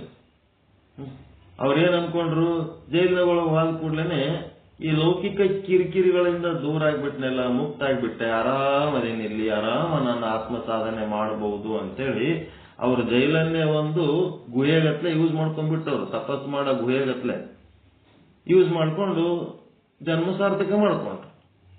ನಾವ್ ಹೆಂಗದೀವಿ, ಮನೆಯಾಗೆ ಇದ್ರು ಸಹಿತ ಏನು ಮಾಡಂಗಿಲ್ಲ. ಎಲ್ಲ ಫೆಸಿಲಿಟೀಸ್ ಸುತ್ತಮುತ್ತ ಇದ್ರು ಏನು ಮಾಡಂಗಿಲ್ಲ, ಸುಮ್ಮಂಗೆ ಇಟ್ಕೊಂಡು ಕೂತಿರ್ತೀವಿ. ನಮ್ಗ ಅವ್ರಿಗೆ ಎಷ್ಟು ವ್ಯತ್ಯಾಸ ಅದ. ಅವ್ರಿಗೆ ಚಂದ ಬರೀಲಕ್ಕ ಪೆನ್ಗಳು ಇದ್ದಿದ್ದಿಲ್ಲ, ಮಸಿ ಸರಿಗೆ ಸಿಗ್ತಿದ್ದಿಲ್ಲ, ಪೇಪರ್ ಸರಿಗೆ ಇದ್ದಿದ್ದಿಲ್ಲ. ಅವ್ರು ಏನ್ ಕಷ್ಟಪಟ್ಟಾರ ದೇವರಿಗೆ ಗೊತ್ತು. ಈಗ ನಮ್ ಕಸದಾಗ ಎಷ್ಟೋ ಪೆನ್ನುಗಳು, ರಬ್ಬರ್ಗಳು, ಪೆನ್ಸಿಲ್ಗಳು, ಚಲೋ ಚಲೋ ಹಾಳೆ ಇರೋ ಪೇಪರ್ಗಳು ಎಲ್ಲನೂ ಕಸದಾಗ ಸಿಗ್ತವೆ. ಅಷ್ಟು ಸಮೃದ್ಧಿ ಕಾಲ, ಸಾಧನ ಶೂನ್ಯ. ಅದಕ್ಕೆ ಪ್ರಶಾಂತಿ, ಪರಮ ಪ್ರಶಾಂತಿ ಎಲ್ಲ ಎಕ್ಸ್ಪ್ಲೇನ್ ಮಾಡಿ ನೀವೆಲ್ಲ. ಸಂತೃಪ್ತಿ, ಸಂತೃಪ್ತಿ, ಸ್ಯಾಟಿಸ್ಫ್ಯಾಕ್ಷನ್ ಇರ್ಬೇಕು ಒಳಗೆ, ಅತೃಪ್ತ ಇರಬಾರ್ದು. ದೇವ್ರು ನಮ್ಗೆ ಏನ್ ಕೊಟ್ಟನ, ನಮ್ಗೆ ಎಂತ ಶರೀರ ಕೊಟ್ಟನ, ನಮ್ಗೆ ಸ್ಥಿತಿ ಗತಿ ಮತಿ ಏನದ, ಅದ್ರಾಗ ಸಂತೃಪ್ತಿ ಇರೋದು ಕಲಿಬೇಕು. ಇನ್ನೊಬ್ಬರದು ನೋಡಿ ಅತೃಪ್ತ ಆಗಿ ತಲೆ ಕೆಡಿಸ್ಕೊಳಕ್ ಹೋಗ್ಬಾರ್ದು. ಮತ್ತೆ ಪ್ರಹರ್ಷ ಅಂದ್ರ ಜೀವನ ಉತ್ಸಾಹ ಅಂತಾರೆ ಇದಕ್ಕೆ. ಜೀವನೋತ್ಸಾಹ. ಆಧ್ಯಾತ್ಮಿಕ ಸಾಧನೆ ಮಾಡೋದಕ್ಕೂ ಇದು ಬೇಕು, ಲೌಕಿಕ ಸಾಧನೆ ಮಾಡೋದಕ್ಕೂ ಇದು ಬೇಕು. ಜೀವನೋತ್ಸಾಹ. ಸಾಲಿ ಕಲಿಯಾಗನೂ ಇಂಟ್ರೆಸ್ಟ್ ಇಲ್ಲ, ನೌಕರಿ ಮಾಡಾಗನೂ ಇಂಟ್ರೆಸ್ಟ್ ಇಲ್ಲ, ಹೆಣ್ಣು ನೋಡಾಗನೂ ಇಂಟ್ರೆಸ್ಟ್ ಇಲ್ಲ, ಮದುವೆ ಮಾಡ್ಕೊಂಡ್ರೂ ಇಂಟ್ರೆಸ್ಟ್ ಇಲ್ಲ, ಮಕ್ಕಳಾದ್ರೂ ಇಂಟ್ರೆಸ್ಟ್ ಇಲ್ಲ. ಎದರಾಗೂ ಏನು ಇರ್ಲಾರ್ದಂಗ, ಜೀವನೋತ್ಸಾಹನೇ ಇರ್ಲಾರ್ದಂಗ ಒಬ್ಬೊಬ್ರು ಸುಮ್ಮನೆ ಹೆಣ ಬದುಕು ಮಾಡ್ದಂಗ ಮಾಡ್ತಿರ್ತಾರೆ. ವಿಚಿತ್ರ ಇರ್ತದೆ. ಪ್ರಹರ್ಷ ಅನ್ನೋದು ಬೇಕಲ್ಲ.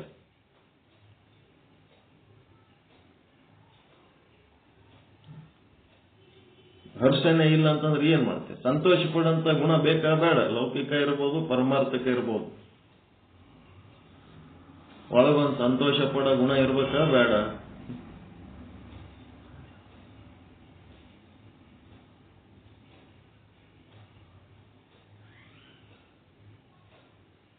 ಪ್ರಹರ್ಷ.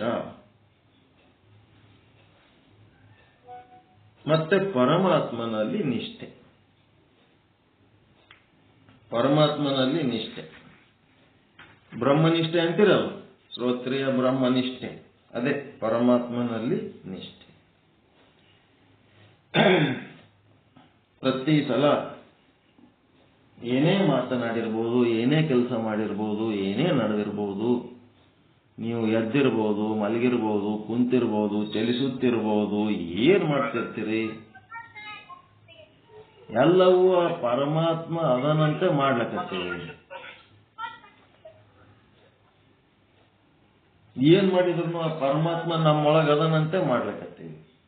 ಒಳಗ ಪರಮಾತ್ಮನೇ ಇದ್ದಿದ್ದಿಲ್ಲ ಅಂತಂದ್ರೆ ಏನ್ ಮಾಡ್ಲಿಕ್ಕೆ ಸಾಧ್ಯ ಅದ?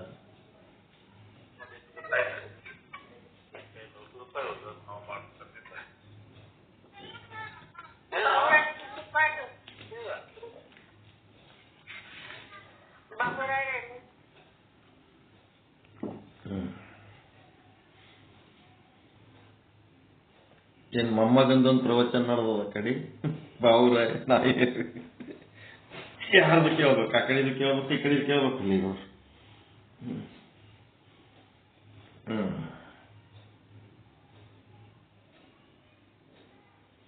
ಅದಕ್ಕೆ ಇಲ್ಲಿ ಏನದ, ಸತ್ವ ಗುಣ ಮ್ಯಾಲ್ ಬರಬೇಕು, ರಜೋಗುಣ ತಮೋ ಗುಣಗಳು ಕೆಳಗೆ ದಬ್ಬಬೇಕು. ಸತ್ವಗುಣ ಮುಂದಕ್ಕೆ ಬರಬೇಕು, ರಜೋಗುಣ ತಮೋ ಗುಣಗಳನ್ನ ಹಿಂದಕ್ಕೆ ಹಾಕ್ಬೇಕು. ಸತ್ವಗುಣ ಏನ್ ಮಾಡ್ತದಂದ್ರ ಆಧ್ಯಾತ್ಮ ಸಾಧನೆ ಮಾಡ್ಲಿಕ್ಕೆ ಸಹಕಾರಿ ಅದ. ರಜೋಗುಣ ತಮೋ ಗುಣಗಳೇನದವ ಆಧ್ಯಾತ್ಮ ಸಾಧನೆ ಮಾಡೋದಕ್ಕ ಪ್ರತಿಬಂಧಕ ಅದಾವ. ಆದ್ರೆ ಸತ್ವಗುಣದ ಸಮಸ್ಯೆ ಏನದ ಅಂತಂದ್ರೆ, ಇನ್ನ ಹೇಳಿರಲ್ಲ ವಚನದಾಗ, ಯಾವದರೆ ಒಂದಕ್ಕ ಅಂಟು ನಂಟು ಬೆಳೆಸ್ತದದು ಸತ್ವಗುಣ. ನಿಶ್ಚಲದಾಸರ ಮೇಲೆ ಭಕ್ತಿ ಚಾಲು ಮಾಡಿಸ್ಬಿಡ್ತದೆ. ಬೇರೆ ಗುರುಗಳು ಯಾರು ಕಾಣಂಗೇ ಇಲ್ಲ ಅದಕ್ಕೆ. ಇದೇ ಸತ್ವಗುಣ, ಮತ್ತೇನು ನಿಷ್ಠೆ. ವಿಚಾರ ಸಾಗರ ಹಿಡ್ಕೊಂಡ ಮೇಲೆ ಬೇರೆ ಯಾವ ಗ್ರಂಥನೂ ನಮಗ ಕಾಣಂಗೇ ಇಲ್ಲ.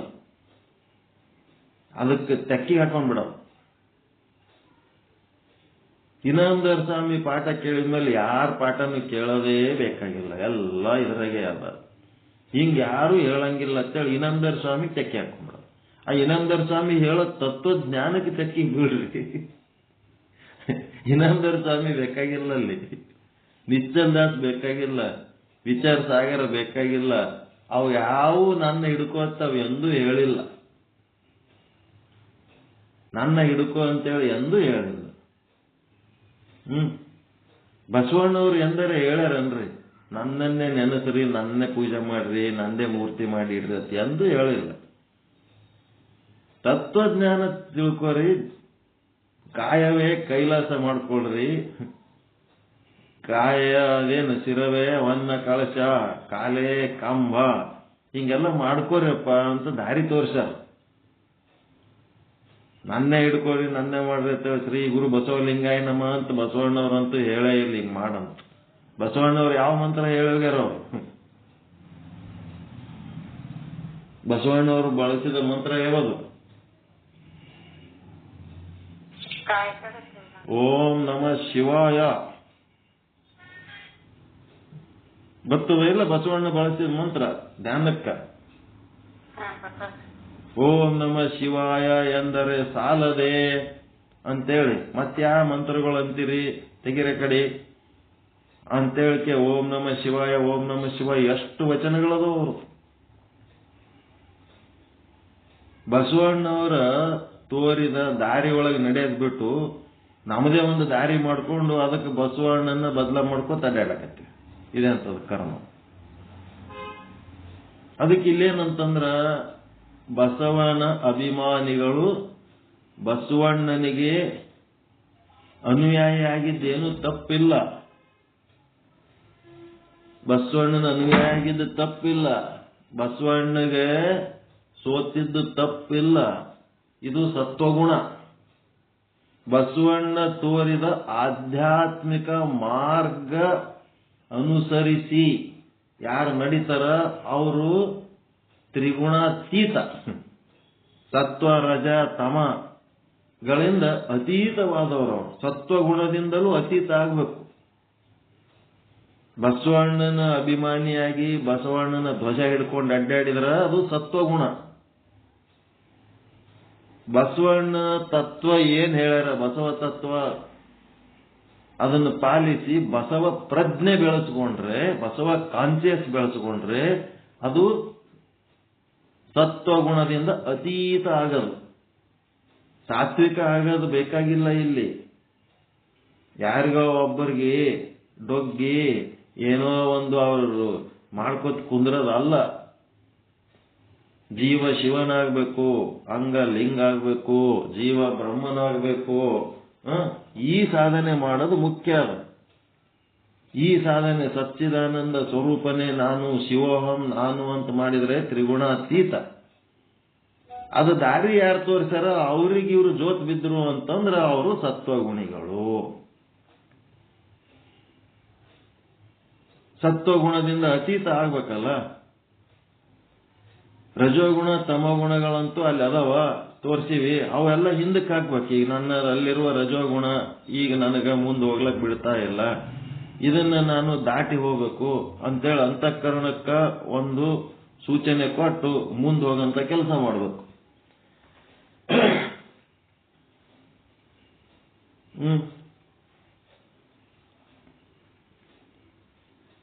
ರಜೋಗುಣ ತಮೋಗುಣ ಹಿಂದಕ್ಕಾಕಿ ಸತ್ವಗುಣಕ್ಕೆ ಬಂದು ಒಬ್ಬ ಗುರುವಿನ ಹತ್ರ ಒಂದು ಶಾಸ್ತ್ರ ಹಿಡ್ಕೊಂಡು ಗುರುಕೃಪಾ, ವೇದ ಕೃಪಾ, ಅಂತಃಕರಣ ಕೃಪಾ ಸಾಧನೆ ಮಾಡಿ ಆ ಪರಮಾತ್ಮ ಕೊಟ್ಟಂತ ನಮ್ಮ ಜೀವನದ ಸ್ಥಿತಿಗತಿ ಮತಿಗಳಲ್ಲಿ ಸಂತೃಪ್ತನಾಗಿ ಈಶ್ವರ ಕೃಪೆ ಹೊಂದಿ ಈ ರೀತಿ ನಾವು ಸಾಧನೆ ಮಾಡಿದರೆ ಸತ್ವಗುಣಿಗಳಾಗ್ತೀವಿ. ಸತ್ವಗುಣದ ಮಟ್ಟಿಗೆ ನಮ್ಮದು ಸಾಧನೆ ನಿಲ್ಲಂಗಿಲ್ಲ. ಗುರುವನ್ನೇ ಪೂಜೆ ಮಾಡ್ಕೊತ ಕೂತ್ರ ಆಗಂಗಿಲ್ಲ. ಗುರು ತೋರಿದ ದಾರಿಯಲ್ಲಿ ನಡೆದು ತಾನೂ ಗುರು ಆದ್ರೆ ಅದು ತ್ರಿಗುಣಾತೀತ. ಇಲ್ಲ ಅಂತಂದ್ರೆ ಇವರೇ ನಮ್ಮ ಗುರುಗಳು, ಇವರೇ ನಮ್ಮ ಗುರುಗಳು ಅನ್ಕೋತ ಕೂತ್ರ ಸತ್ವಗುಣಿಗಳಷ್ಟೇ. ಸತ್ವಗುಣಿಗಳಾಗಬೇಕ, ತ್ರಿಗುಣಾತೀತರಾಗಬೇಕ್ರಿ. ರಜೋಗುಣ ತಮೋಗುಣಗಳಿಂದ ಅತೀತ ಆದವರು ಸತ್ವಗುಣಕ್ಕೆ ಬರ್ತಾರ. ಸತ್ವಗುಣಕ್ಕೆ ನಿಲ್ಲಂಗಿಲ್ಲ. ಯಾವುದ್ರ ಬಗ್ಗೆನೇ ಅಭಿಮಾನ ಬೆಳೆಸ್ಕೊತ್ ಕೂತ್ರ ಹೆಂಗ? ಕೂಸಿಗೆ ತಾಯಿ ಹಾಲು ಕುಡಿಸಿ ಬೆಳೆಸಾಳ ಅಂತ ಹೇಳಿ ಏನೊಂದು 8 ವರ್ಷ 10 ವರ್ಷ ತಾಯಿ ಬಲ್ಲಿ ಇರ್ತಾನ. ಮುಂದ ಕಡಿತನ ತಾಯಿನ ಹಿಡ್ಕೊಂಡು ಕುಂದಿರ್ತೀನಿ, ತಂದಿನ ಹಿಡಂಗಿಲ್ಲ ಅಂತಂದ್ರ ತಾಯಿಯ ಒಂದು ಮೋಹದಿಂದ ಅತೀತನಾಗಿ ತಂದೆ ಕ್ಷೇತ್ರಕ್ಕೆ ಬರ್ಬೇಕ ಬೇಡ?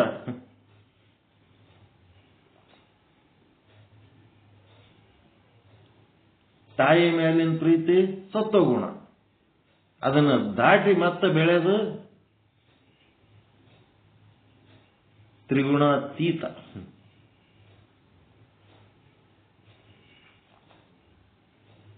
ಆಯ್ತು. ಮುಂದೆ ನೋಡ್ರಿ, ಸತ್ವ ರಜ ತಮ ಪ್ರತಿ ಸಲ ಹೇಳಂಗಿಲ್ಲ. This is last.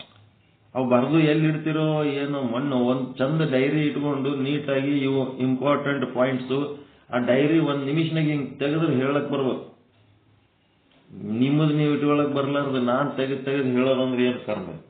ಎಷ್ಟು ಸರಿ ಹೇಳಿ ನೀವೆಲ್ಲ ಎಕ್ಸ್ಪ್ಲೇನ್ ಮಾಡಿ ಗಂಟೆಗಟ್ಲೆ ಹೇಳಕ್ ಬರ್ಬೇಕು ಇವು. ಇದಾದ್ಮೇಲೆ ಮುಂದೆ ಪ್ರಧಾನ ಅಂತಂದ್ರೇನು, ಇಂಪಾರ್ಟೆಂಟ್ ಅಂತಿದ್ರು. ಮಾಯೆ ಇರ್ಲಿಲ್ಲ ಅಂದ್ರೆ ಜಗತ್ತು, ಬ್ರಹ್ಮಾಂಡ, ಪಿಂಡಾಂಡ, ಜಡ, ಚೇತನ ಇವೇನದವಲ್ಲ, ಜಡ ಏನದವಲ್ಲ ದೇಹಗಳು, 84 ಲಕ್ಷ ಜೀವರಾಶಿಗಳ ದೇಹಗಳು ಮತ್ತು ಪಂಚಭೂತಗಳು ಇವೆಲ್ಲ ಏನು ಸೃಷ್ಟಿ ಆಗಂಗಿಲ್ಲ ಮಾಯೆ ಇರಲಿಲ್ಲ ಅಂತಂದ್ರೆ. ಇದಕ್ಕೆ ಪ್ರಧಾನ ಅಂತಾರ. ಇದು ಉಪಾದಾನ ಕಾರಣ.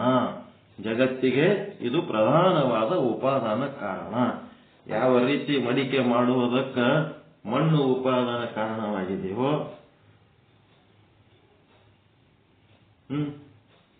ಯಾವ ರೀತಿ ಮಡಿಕೆ ಮಾಡುವುದಕ್ಕೆ ಮಣ್ಣು ಉಪಾದಾನ ಕಾರಣವಾಗಿದೆಯೋ, ಯಾವ ರೀತಿ ಕಬ್ಬಿಣದ ಸಾಮಾನುಗಳು ಕಮ್ಮಾರನಲ್ಲಿ ಕಬ್ಬಿಣ ಮುಖ್ಯ ಆಗಿದೆಯೋ, ಕುಂಬಾರನಲ್ಲಿ ಮಣ್ಣು, ಹಂಗ ಇಲ್ಲಿ ಜಗತ್ತು ಸೃಷ್ಟಿ ಮಾಡುವಲ್ಲಿ ಮಾಯನೇ ಅತಿ ಮುಖ್ಯದ. ಹಿಂಗಾಗಿ ಇದಕ್ಕೆ ಪ್ರಧಾನ ಅಂತಾರೆ.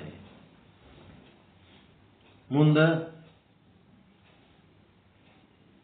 ಅಜ್ಞಾನ ಅಂತಾರೆ.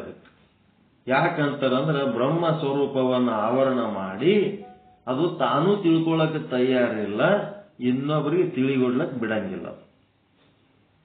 ಬ್ರಹ್ಮ ಸ್ವರೂಪವನ್ನು ಆವರಣ ಮಾಡಿ ಯಾಕಪ್ಪ ಮಾಯೆಗೆ ಅಜ್ಞಾನ ಅಂತೀರಿ, ಇಷ್ಟೆಲ್ಲ ಜಗತ್ ಸೃಷ್ಟಿ ಮಾಡಿ ಕುಂತದ, ಅದಕ್ಕೆ ಯಾಕಂತೀರಿ ಅಂದ್ರೆ ಅದು ತಾನೂ ಬ್ರಹ್ಮನನ್ನು ಅರಿಯುವುದಿಲ್ಲ.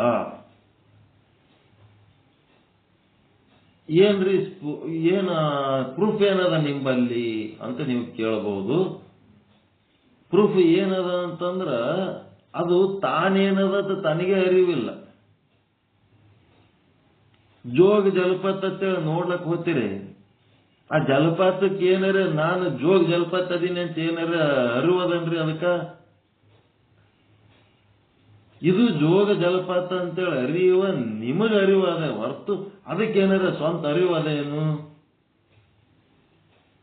ತನ್ನ ಬಗ್ಗೆ ತನಗೆ ಅರಿವಿಲ್ಲದ್ದು ಬ್ರಹ್ಮನನ್ನು ಏನ್ ಅರಿತದು?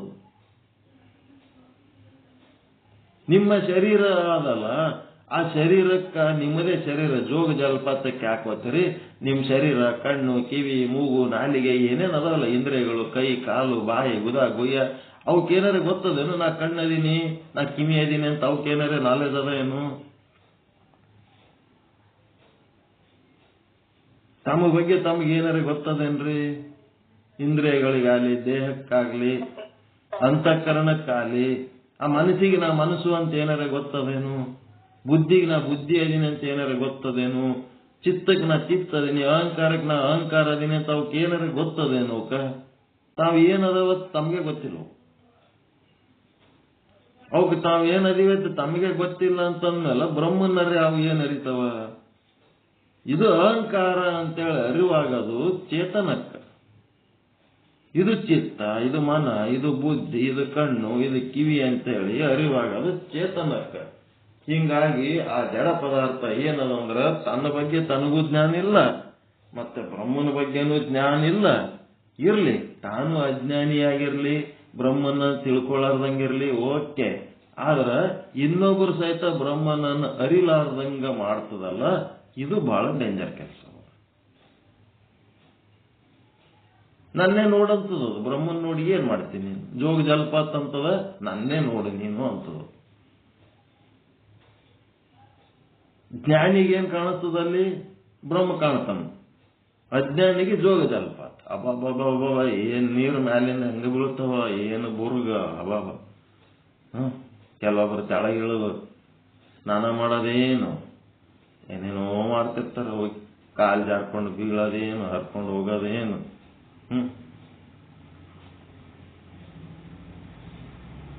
ಹೆಂಗದ ನೋಡ್ರಿ. ಅದಕ್ಕೇನಾಯ್ತು? ಅಜ್ಞಾನಿ ಅಂತ ಯಾಕಂತಾರಂದ್ರ ತಾನು ತಿಳ್ಕೊಳ್ಳಲ್ಲ, ಬ್ರಹ್ಮನನ್ನು ಇನ್ನೊಬ್ಬರಿಗೆ ತಿಳ್ಕೊಳ್ಳಕ್ ಬಿಡಂಗಿಲ್ಲ. ಈ ರೀತಿಯಾಗಿ ನಾನಾ ಕಾರಣಗಳಿಂದ, ನಾನಾ ಹೆಸರುಗಳಿಂದ ಕರೆಯಿಸಿಕೊಳ್ಳುವ ಮಾಯೆಯು ಚೇತನವನ್ನೇ ವಿಷಯ ಮಾಡುತ್ತದೆ, ಅಂದ್ರೆ ತಿಳಿಯಗೊಡದಂತೆ ಮಾಡುತ್ತದೆ ಮತ್ತು ಚೇತನವನ್ನೇ ಆಶ್ರಯ ಮಾಡಿದೆ. ಆದ್ದರಿಂದ ಇದಕ್ಕೆ ಸ್ವ ಆಶ್ರಯ, ಸ್ವವಿಷಯ ಎನ್ನುತ್ತಾರೆ. ಸ್ವ ಅಂತಂದ್ರೆ ಶುದ್ಧ ಬ್ರಹ್ಮ. ಏನ್ ಶುದ್ಧ ಬ್ರಹ್ಮ ಅಂದ್ರೆ ಜೀವ ಮತ್ತು ಈಶ್ವರರ ಅವಿಬ್ಬರಲ್ಲೂ ಅಭೇದವಾಗಿ ಆವರಿಸಿರುವಂತ ಸಾಮಾನ್ಯ ಚೇತನನೇ ಶುದ್ಧ ಬ್ರಹ್ಮ. ಜೀವನೊಳಗಿದ್ದು ಈಶ್ವರನೊಳಗಿಲ್ಲ ಅಂತಲ್ಲ, ಈಶ್ವರನೊಳಗಿದ್ದು ಜೀವನೊಳಗಿಲ್ಲ ಅಂತಲ್ಲ, ಎರಡದ್ರೊಳಗೂ ಸಾಮಾನ್ಯವಾಗಿ ಕಾಮನ್ ಆಗಿ ಆವರಿಸದ.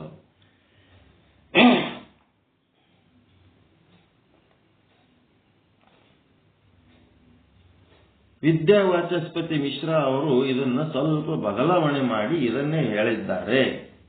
ಮಾಯೆಯು, ಅವಿದ್ಯೆಯು ಚೇತನದ ಆಶ್ರಿತದಲ್ಲಿ ಇಲ್ಲ, ಅದು ಜೀವನ ಆಶ್ರಯತ್ವದಲ್ಲಿ ಇರುತ್ತದೆ ಮತ್ತು ಬ್ರಹ್ಮವನ್ನು ವಿಷಯ ಮಾಡುತ್ತದೆ. ಹೀಗೆ ಹೇಳಲು ಕಾರಣವೇನೆಂದರೆ ಜೀವನಲ್ಲಿ ನಾನು ಅಜ್ಞಾನಿ, ನಾನು ತಿಳಿಯುವುದಿಲ್ಲ ಎಂಬುವ ಅನುಭವವಿದೆ. ನನಗೆ ಗೊತ್ತಾಗಲ್ಲಪ್ಪ, ಏನು ತಿಳಿಯಂಗಿಲ್ಲ, ಬ್ರಹ್ಮ ಅಂದ್ರೆ ಏನು ಅಂತೇಳಿ ನಾನು ಅಜ್ಞಾನಿ ಅದೀನಿ ಅನ್ನಂತ ಅನುಭವ ಜೀವನದಲ್ಲಿ ಇದೆ. ಆದರೆ ಬ್ರಹ್ಮನಲ್ಲಿ ನಾನು ಅಜ್ಞಾನಿ, ನನ್ನನ್ನು ನಾನು ತಿಳಿಯುವುದಿಲ್ಲ ಅಂತ ಇಲ್ಲ. ಬ್ರಹ್ಮನಲ್ಲಿ ಅದಕ್ಕೆ ಚಿದ್ರೂಪತ್ವ ಅದ, ಸದ್ರೂಪತ್ವನೂ ಅದ, ಚಿದ್ರೂಪತ್ವನೂ ಅದ. ಅದಕ್ಕೆ ನಾ ಬ್ರಹ್ಮನ ಅಂತ ಅರಿವು ಅದಕ್ಕೆ ಅದ. ಆದ ಕಾರಣ ಅವಿದ್ಯೆಯು ಬ್ರಹ್ಮನನ್ನು ಆಶ್ರಯಿಸಿಲ್ಲ, ಜೀವನನ್ನು ಆಶ್ರಯಿಸಿದೆ ಅಂತ ಹೇಳಲಾಗುತ್ತದೆ. ಒಂದು ವೇಳೆ ಅವಿದ್ಯೆ ಬ್ರಹ್ಮನನ್ನು ಆಶ್ರಯಿಸಿದ್ದರೆ ಬ್ರಹ್ಮನು ನಾನು ಅಜ್ಞಾನಿ ಅಂತ ಹೇಳಬೇಕಾಗುತ್ತಿತ್ತು. ಬ್ರಹ್ಮ ಆ ರೀತಿ ಹೇಳಲಿಕ್ಕೆ ಶಕ್ಯವಿಲ್ಲ. ಹೀಗಾಗಿ ಅವಿದ್ಯೆ ಬ್ರಹ್ಮನನ್ನು ಆಶ್ರಯಿಸಿಲ್ಲ, ಅವಿದ್ಯೆ ಜೀವನನ್ನು ಆಶ್ರಯಿಸದ. ಬ್ರಹ್ಮ ನಾನು ಅಜ್ಞಾನಿ ಅಂತ ಹೇಳಂಗಿಲ್ಲ. ಅವನು ಅಹಂ ಸದ್ರೂಪ ಬ್ರಹ್ಮ, ಅಹಂ ಚಿದ್ರೂಪ ಬ್ರಹ್ಮ, ನಾ ಬ್ರಹ್ಮ ಅದಿನಿ ಅಂತೇಳಿ, ಚಿದ್ರೂಪ ಬ್ರಹ್ಮ ಅದಿನಿ ಅಂತೇಳಿ ತಾನು ಹೇಳ್ಕೊತಾನ. ಆದ್ರೆ ಜೀವ ಹಂಗಿಲ್ಲ.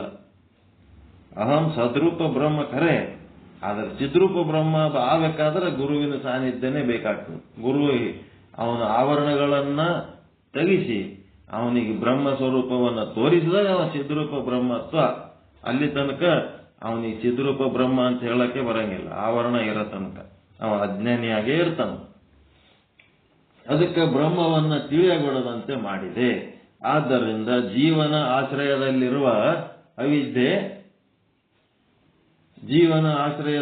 ಅವಿದ್ಯೆಯು ಬ್ರಹ್ಮವನ್ನ ತಿಳಿಯಗೊಡದಂತೆ ಮಾಡಿದೆ. ಕೆಲವರು ಅವಿದ್ಯೆಯು ಬ್ರಹ್ಮವನ್ನೇ ಆಶ್ರಯ ಮಾಡಿ ಬ್ರಹ್ಮವನ್ನೇ ವಿಷಯ ಮಾಡುತ್ತದೆ ಅಂತ ಹೇಳಿರುತ್ತಾರೆ. ಶಂಕರಾಚಾರ್ಯರು ಎಲ್ಲ ಹಿರಿಯರು ಬ್ರಹ್ಮವನ್ನು ಆಶ್ರಯ ಮಾಡಿ ಬ್ರಹ್ಮನನ್ನೇ ತಿಳಿಯದಂತೆ ಮಾಡುತ್ತದೆ. ಅವರೆಲ್ಲ ಯಾರೆಂದರೆ ಸಂಕ್ಷೇಪ ಶಾರೀರಿಕಕಾರರು, ವಿವರಣಕಾರರು, ವೇದಾಂತಕಾರರು, ಮುಕ್ತಾವಳಿಕಾರರು, ಅದ್ವೈತ ಸಿದ್ಧಿಕಾರರು, ಅದ್ವೈತ ದೀಪಿಕಾಕಾರರು ಮೊದಲಾದ ಗ್ರಂಥಕಾರರು ಸ್ವ ವಿಷಯವೇ ಆದ ಅಜ್ಞಾನವನ್ನ ಅಂಗೀಕಾರ ಮಾಡಿರುತ್ತಾರೆ. ಆದರೆ ವಿದ್ಯಾವಾಚಸ್ಪತಿ ಮಿಶ್ರ ಅವರು ಹಾಗೆ ಹೇಳುವುದಿಲ್ಲ. ಅವಿದ್ಯೆಯು ಜೀವನ ಆಶ್ರಯದಲ್ಲಿದ್ದು ಬ್ರಹ್ಮವನ್ನ ವಿಷಯ ಮಾಡುತ್ತದೆ. ಹೀಗೇಕೆ ಹೇಳಿರುವುದಂದ್ರೆ ಜೀವನಿಗೆ ನಾನು ಅಜ್ಞಾನಿ, ಬ್ರಹ್ಮವನ್ನು ತಿಳಿಯುವುದಿಲ್ಲ ಎನ್ನುವ ಭಾವವಿದೆ. ಬ್ರಹ್ಮನಲ್ಲಿ ಆ ರೀತಿಯಾದ ಭಾವವಿಲ್ಲ. ಆದ್ದರಿಂದ ಅವಿದ್ಯೆಯು ಜೀವನ ಆಶ್ರಯದಲ್ಲಿದ್ದು ಬ್ರಹ್ಮನನ್ನು ವಿಷಯ ಮಾಡುತ್ತದೆ. ಜೀವನ ಆಶ್ರಯದಲ್ಲಿರತಕ್ಕಂಥ ಯಾವ ಅವಿದ್ಯೆ ಇದೆಯಲ್ಲ, ಆ ಅವಿದ್ಯೆಯು ಅನಂತ ಜೀವರುಗಳ ಆಶ್ರಯದಲ್ಲಿದ್ದು ಜೀವರುಗಳು ಅನಂತ ಇವೆ. ಮತ್ತೇನದಪ್ಪ ಅಂತಂದ್ರೆ ಅದು ಅವಿದ್ಯೆ ಒಂದೇ ಇಲ್ಲ. ಆ ಅವಿದ್ಯೆಯು ಅನಂತ ಜೀವರುಗಳ ಆಶ್ರಯದಲ್ಲಿದ್ದು ಜೀವರುಗಳು ಅನಂತ, ಈಶ್ವರಗಳು ಅನಂತ, ಬ್ರಹ್ಮಾಂಡಗಳು ಅನಂತ. ಹೀಗಾಗಿ ಅವು ಒಂದೇ ಇಲ್ಲ. ಕೆಲವರು ಅಜ್ಞಾನ ಒಂದೇ ಇದೆ ಎನ್ನುತ್ತಾರೆ. ಆದರೆ ವಾಚಸ್ಪತಿಯವರು ಅಜ್ಞಾನಗಳು ಅನಂತ ಇವೆ ಎನ್ನುತ್ತಾರೆ. ಅನಂತ ಜೀವರುಗಳಲ್ಲಿ ಆಶ್ರಿತವಾದ ಅಜ್ಞಾನಗಳಲ್ಲಿ ಕಲ್ಪಿತರಾದ ಈಶ್ವರರು ಅನಂತವಾಗಿದ್ದಾರೆ, ಬ್ರಹ್ಮಾಂಡಗಳು ಅನಂತವಾಗಿವೆ. ಅಜ್ಞಾನವು ಜೀವರುಗಳ ಆಶ್ರಯದಲ್ಲಿದೆ. ಆ ಅಜ್ಞಾನಗಳು ಅನಂತ, ಆ ಅಜ್ಞಾನಗಳ ಕಲ್ಪಿತದಲ್ಲಿರುವ ಈಶ್ವರರು ಅನಂತ, ಬ್ರಹ್ಮಾಂಡಗಳು ಅನಂತವಾಗಿವೆ. ಯಾವ ಜೀವನಿಗೆ ಜ್ಞಾನವಾಗುತ್ತದೆಯೋ ಆ ಒಬ್ಬ ಜೀವನ ಆಶ್ರಯದಲ್ಲಿರುವ ಅಜ್ಞಾನದ ಒಂದು ಅಂಶವೂ ನಾಶವಾಗುತ್ತದೆ. ಜೀವರುಗಳ ಆಶ್ರಯದಲ್ಲಿದ್ದಾಗ ಒಬ್ಬವನು ಆಧ್ಯಾತ್ಮ ಸಾಧನೆ ಮಾಡಿದ್ನಂದ್ರೆ ಅವನೊಳಗಿರುವ ಒಂದು ಅಂಶ ನಾಶ ಆಗ್ತದೆ. ಈಶ್ವರ ಬ್ರಹ್ಮಾಂಡ ಎಲ್ಲ ಅವನಿಗೆ ನಿವೃತ್ತಿಯಾಗಿ ಬ್ರಹ್ಮ ಆಗ್ತಾನ. ಆದರೆ ಯಾರಿಗೆ ಜ್ಞಾನ ಆಗಿಲ್ಲವೋ ಅವ್ರಿಗೇನಾಗ್ತದ, ಈಶ್ವರನು ಹಂಗೆ ಇರ್ತಾನ, ಬ್ರಹ್ಮಾಂಡನು ಹಂಗೆ ಇರ್ತದ, ಜೀವನು ಹಂಗೆ ಇರ್ತಾನ, ಪಿಂಡಾಂಡನು ಹಂಗೆ ಇರ್ತಾನ. ಹೀಗಾಗಿ ಅವರಲ್ಲಿನ ಅಜ್ಞಾನ ಹಾಗೆಯೇ ಉಳಿದಿರುತ್ತದೆ. ಅದಕ್ಕೆ ಜೀವ, ಈಶ್ವರ, ಜಗತ್ತು ನಾಶ ಆಯಿತು ಅಂತಂದ್ರೆ ಒಬ್ಬರು ಮಾಡ್ಕೋಬಹುದೇ ಹೊರತು ಎಲ್ಲರಿಗೂ ಒಬ್ಬ ಮಾಡ್ಕೊಂಡ್ರೆ ಎಲ್ಲರಿಗೂ ಇದು ಆಗಂಗಿಲ್ಲಲ್ಲ. ಅದ್ರ ಸಲುವಾಗಿ ಇದೇನದಪ್ಪ ಅಂತಂದ್ರೆ ಅನೇಕ ಅದಾವ ಅಂತ ನನ್ನ ವಾದ ಅಂತ ಅವ್ರು ಹೇಳ್ತಾರೆ. ತಿಳಿದವನ್ ಬಲ್ಲಿದು ಮಾಯೆ ಬೇರೆ, ತಿಳಿಲಾರ್ದವನ್ ಬಲ್ಲಿರೋ ಮಾಯೆ ಬೇರೆ. ಎರಡು ಒಂದೇ ಇತ್ತಂತಂದ್ರ ಒಂದು ತೆಗೆದ್ರೆ ಓಸು ಹೋಗ್ಬೇಕು. ಹಿಂಗಾಗಿ ಒಂದು ತೆಗೆದ್ರೆ ಒಂದೇ ಓದ್ತದ ಅಂತಂದ್ರ ಅವು ಅನೇಕ ಅದಾವ ಅಂತ ಹೇಳಕತ್ತ. ವಾಚಸ್ಪತಿಯ ಅಭಿಪ್ರಾಯ, ಅವ್ರ ಅಭಿಪ್ರಾಯ ಹೆಂಗದಪ್ಪ ಅಂತಂದ್ರೆ, ಈಗ ನಾವು ಲಿಂಗಾಯತರ ಅಂತ ಹೇಳದೀವಲ್ಲ, ಏನ್ ಮಾಡ್ತೀವಿ? ಲಿಂಗ ಕಟ್ಕೊಂಡವ್ರೆಲ್ಲ ಒಂದೇ ಅಂತ ಹೇಳಕ್ಕೆ ಅಂತೀವ ಇಲ್ಲ? ಯಾರ್ಯಾಕಿರಲ್ಲ, ಲಿಂಗ ಕಟ್ಕೊಂಡ್ರೆ ಎಲ್ಲ ಒಂದೇ ಅಂತೀವಿ. ಸಮಾನತೆ ಅಂತೀವೇ ಇಲ್ರಿ? ಲಿಂಗ ಕಟ್ಕೊಂಡವ್ರಿಗೆ ಸಮಾನತೆ ಕುರುಹು ಇಷ್ಟಲಿಂಗ, ಯಾರು ಲಿಂಗ ಕಟ್ಕೊಂಡಾರ ಎಲ್ಲರೂ ಒಂದೇ ಅಂತಿರಲ್ಲಪ್ಪ? ಎಲ್ಲರೂ ಒಂದೇ, ಲಿಂಗ ಸಮಾನತೆ ಕುರುಹು.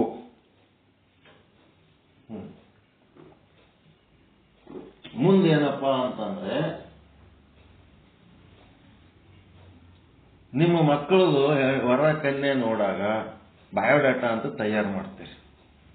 ಅಲ್ಲಿ ನೀವು ಜಾತಿ ಧರ್ಮ ಅಂತ ಏನಾರ ಬರದಲ್ಲಿ ನೀವೇನು ಯಾರಾದರೂ ಸರಿ ಲಿಂಗಧಾರಿಗಳು ಅವ್ರಿಗೆ ನಾವು ಮಾಡ್ಕೋತೀವಿ ಅಂತ ಯಾರು ಬಯೋಡಾಟಾ ಮಾಡ್ಯಾರ? ಇಲ್ಲಿ ತನಕ ಅಂತದ್ ಯಾರು ಮಾಡಿ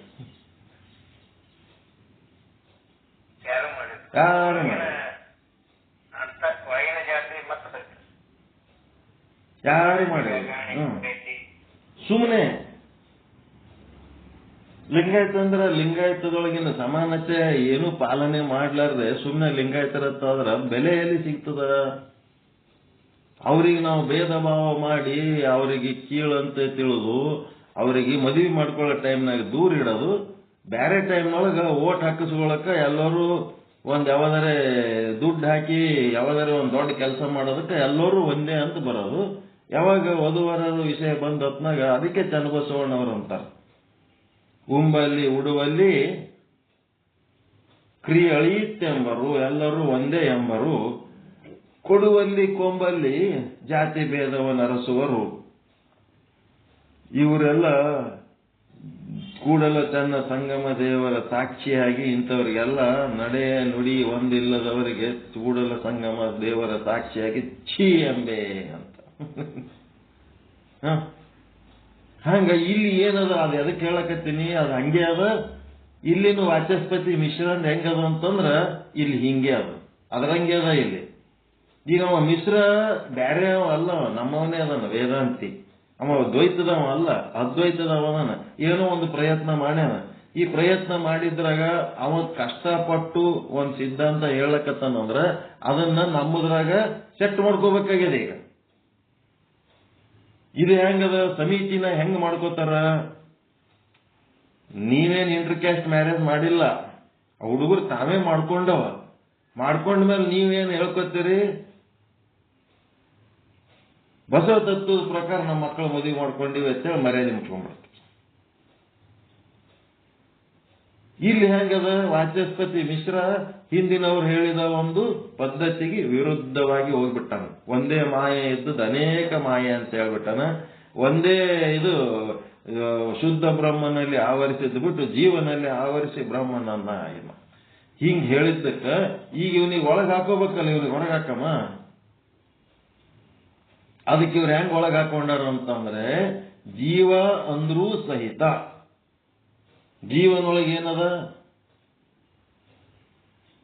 ಬ್ರಹ್ಮಚೇತನನು ಅದ, ಜಡಚೇತನನು ಅದ. ಈ ಜೀವನೊಳಗಿರುವಂತ ಕೂಟಸ್ಥ ಚೇತನ ಏನದಲ್ಲ, ಆ ಚೇತನದ ಕೂಟಸ್ಥ ಭಾಗವನ್ನ, ಜೀವನಲ್ಲಿರುವ ಕೂಟಸ್ಥನ ಭಾಗದಲ್ಲಿ ಆ ಅವಿದ್ಯೆ ಆಶ್ರಯ ತಗೊಂಡಿರ್ತದ ಅಂತ ಹೇಳಿ ಅವನಿಗೆ ಒಳಗಾಕೋತಾರೆ. ಈಗ ವಾಚಸ್ಪತಿ ಮಿಶ್ರ ಹೆಂಗದು ಬೇಕು ಅಂತಂದ್ರೆ ಎಲ್ಲ ಅಡ್ಜಸ್ಟ್ ಮಾಡ್ಕೋತಾರ. ವಾಚಸ್ಪತಿ ಅಭಿಪ್ರಾಯ, ಅಂಶಿ ರೂಪದಿಂದ ಮಾಯೆಯು ಅನೇಕವಾಗಿದೆ ಅಂತ. ಬಾವಿ ಒಳಗಿನ ಬಾವಿ ಒಳಗಿನ ನೀರು ಅಂಶಿ, ಕೊಡದೊಳಗಿನ ನೀರು ಅಂಶ. 100 ಕೊಡ ತುಂಬಿದ್ರೆ 100 ಅಂಶಗಳು. ಆದರೆ ಬಾವಿ ಒಳಗಿನ ನೀರು ಅಂಶಿ, ಒಂದೇ ನೀರು. 100 ಕೊಡದಾಗ 100 ಕೊಡದ ನೀರುಗಳು ಬೇರೆ ಬೇರೆ ಇರಬಹುದು, ಆದ್ರೆ ಬಾವಿ ಒಳಗಿನ ನೀರು ಒಂದೇ. ಬಾವಿ ಒಳಗಿನ ನೀರು ಅಂಶಿ. ಈಗ ಕೊಡಗಳಿಗೆ ಸೀರಿಯಲ್ ನಂಬರ್ 1, 2, 3, 4, 5, 6, 7 ಮತ್ತೆ ನಂಬರ್ ಕೊಟ್ರಿ ಅಂತಂದ್ರೆ ಕೊಡದ 89ನೇ ಕೊಡ 90ನೇ ಕೊಡ ಅದ್ರೊಳಗಿನ ನೀರು ಬೇರೆ ಬೇರೆ ಇರಬಹುದು, ಆದ್ರೆ ಬಾವಿ ಒಳಗಿನ ನೀರು ಅಂಶಿ ಒಂದೇ. ಹೊತ್ತು ಮುಳುಗಿದ ನಂತರ ಎಲ್ಲ ಮನೆಯೊಳಗೆ ಕತ್ತಲೆ. ಅಂಶಿ, ಒಂದು ಮನೆಯೊಳಗಿನ ಕತ್ತಲು ಅಖಂಡೈಕ ರಸವಾದ ಕತ್ತಲೆ ಅಂಶಿ. ಎಲ್ಲ ಇಡೀ ಊರೆಲ್ಲ ಕತ್ತಲಾಗಿದ್ದು ಅದು ಅಂಶಿ. ಒಂದು ಮನೆಯೊಳಗಿನ ಕತ್ತಲು ಅಂಶ, ಒಂದು ಭಾಗದ ಕತ್ತಲೆ ಅಂಶ. ಇದೆಲ್ಲ ವಾಚಸ್ಪತಿ ಮಿಶ್ರಾಂತ, ಇವೆಲ್ಲ ಅಂಶ ಅಂಶಿ. ಸಿದ್ಧಾಂತ, ಯಾವಾತನು ತತ್ವಜ್ಞಾನ ಮಾಡಿಕೊಳ್ಳುತ್ತಾನೋ ಆತನ ಅಂತಃಕರಣದಲ್ಲಿರುವ ಅಜ್ಞಾನದ ಅಂಶ ಮಾತ್ರ ನಾಶವಾಗುತ್ತದೆ. ಇತರ ಎಲ್ಲರ ಅಂತಃಕರಣದಲ್ಲಿರುವ ಅಜ್ಞಾನ ಅಂಶಿ ಹಾಗೆಯೇ ಇರುತ್ತದೆ. ಎಲ್ಲರೂ ಯಾವಾಗ ಬ್ರಹ್ಮಜ್ಞಾನಿಗಳಾಗುತ್ತಾರೋ ಆಗ ಅಜ್ಞಾನದ ಅಂಶಿ ಕೂಡ ನಾಶವಾಗುತ್ತದೆ. ಇವೆಲ್ಲ ಶಾಸ್ತ್ರದ ಯುಕ್ತಿಗಳು. ಇವೆಲ್ಲ ಎಲ್ಲರೂ ಒಂದೇ ಸಲ ಮೂರನೇ ಮಹಾಯುದ್ಧ ಆಯ್ತು ಅಂತಂದ್ರೆ ಏನಾಗ್ತದ? ಎಲ್ಲರೂ ಸತ್ತೋಗ್ತಾರಲ್ಲ. ಹೆಂಗ? ಎಲ್ಲರೂ ಸತ್ತೋದ್ರೆ ಎಲ್ಲರೂ ಮತ್ತೊಮ್ಮೆ ಹುಟ್ಟುತ್ತಾರ. ಅದೇನು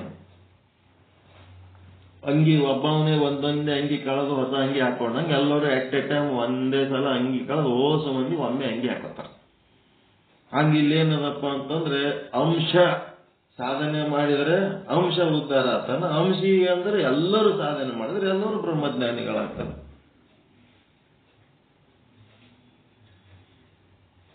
ನೂರಕ್ಕ ನೂರು ಮಾರ್ಕ್ಸ್ ಇಡೀ ಕ್ಲಾಸ್ನಾಗ ಎಲ್ಲರೂ ತಗೊಳಕ್ ಸಾಧ್ಯ ಆದ ಇಲ್ಲ? ಒಬ್ಬ ತಗೋತಾನ 100 ಅಂತಂದ್ರೆ ಅವ ಅಂಶಿ.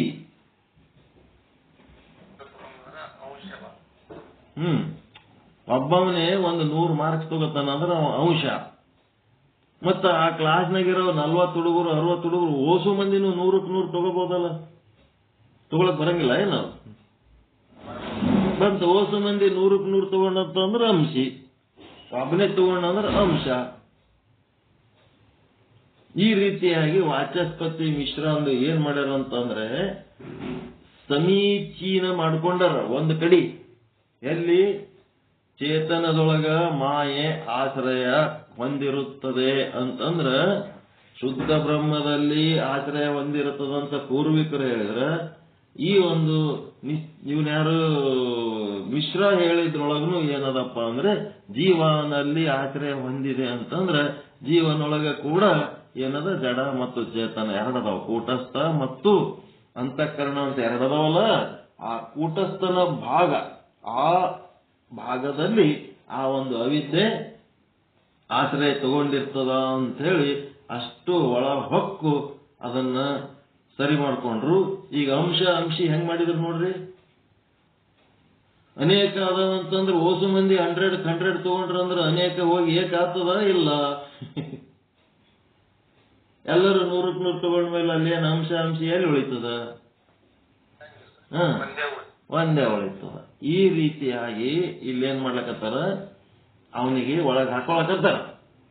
ಒಳಗ್ ಹಾಕೊಂಡು ಒಂದೇ ಮಾಡ್ಕೊಂಡ್ರು. ಯಾಕಂದ್ರ ಲಿಂಗ ಕಟ್ಕೊಂಡವ್ರೆಲ್ಲ ಒಂದೇ ಅಂದಂಗ ಇದು ಆ ಮಟ್ಟಿಗೆ ಅಷ್ಟೇ ಅವನಿಗೆ ಮರ್ಯಾದೆ ಕೊಟ್ಟು ಒಳಗ್ ಕರ್ಕೊಂಡಾರ.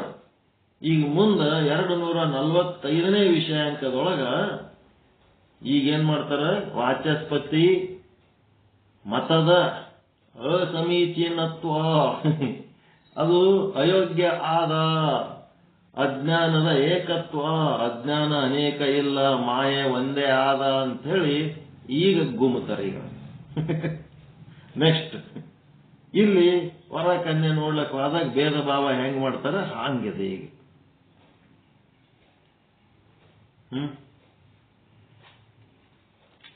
ಸಮೀಚೀನ ಅಸಮೀಚೀನ ಎರಡು ಬೇಕಿದ್ರ ಕರ್ಕೊಳ್ಳೋದು, ಬ್ಯಾಡ್ ಇದ್ರೆ ಹೊರಗೆ ಹಾಕೋದು. ಹಿಂಗದ ನೋಡ್ರಿ. ಅವನಿಗೆ ಸಮೀಚೀನೂ ಮಾಡ್ಕೊಂಡಾರ ಮತ್ತೆ ಅಸಮೀಚೀನೂ ಮಾಡ್ಯಾರ. ಅದಕ್ಕೆ ಈಗೇನಾಗ್ಯದಪ್ಪ ಅಂತಂದ್ರೆ ವಾಚಸ್ಪತಿ ಮಿಶ್ರಂದು ಅಸಮೀಚೀನತ್ವ ಮಾಡಿ ಆಮೇಲೆ ಮುಂದಿನ ವಿಷಯಾಂಕದೊಳಗ ಸ್ವ ಆಶ್ರಯ ಸ್ವ ವಿಷಯ ಪಕ್ಷದ ಅಂಗೀಕಾರ ವಾಚಸ್ಪತಿ ಮಿಶ್ರಂದು ರಿಜೆಕ್ಟ್ ಮಾಡಿ ಮತ್ತೆ ಸ್ವ ಆಶ್ರಯ ಸ್ವ ವಿಷಯ ಅದರ ಅಂಗೀಕಾರ ಮಾಡಿ ಈ ಬ್ರಹ್ಮಜ್ಞಾನದೊಳಗ ಆ ಅಜ್ಞಾನಕ್ಕೆ ಆಶ್ರಯ ಕೊಟ್ಟವರು ನಾವೇ. ಅದ್ರೊಳಗೆ ಮುನಿಗೆ ಹೋಗಿ ಗುರುತು ಸಿಗ್ಲಾರ್ದಂಗ ಹುಡುಕಿದ್ರ ನಮ್ಮನ್ನು ನಾವು ಹುಡುಕಿದ್ರು ನಮಗೆ ನಮಗೆ ಸಿಗ್ಲಾರ್ದಂಗೆ ಆಗಿದ್ದು ಅದು ನಾವೇ ಕಾರಣ ಅನ್ನೋಂಥದ್ದು ಒತ್ತಿ ಒತ್ತಿ ಹೇಳಿಬಿಡ್ತಾರೆ. ನೆಕ್ಸ್ಟ್ ನಾಳೆ ಏನ್ ಮಾಡೋದು?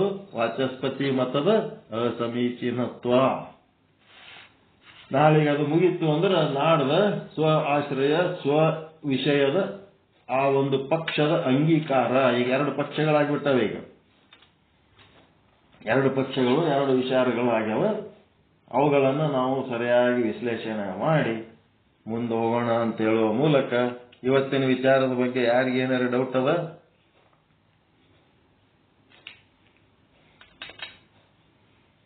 ಯಾರಿಗೇನು ಡೌಟ್ ಇಲ್ಲ ಅನ್ಕೋತೀನಿ. ಸರಳವಾಗಿ ಹೇಳವಲ್ರಿ, ಏನಾರ ಕಾಂಪ್ಲಿಕೇಶನ್ ಅದ ಏನಿದ್ರಾಗ?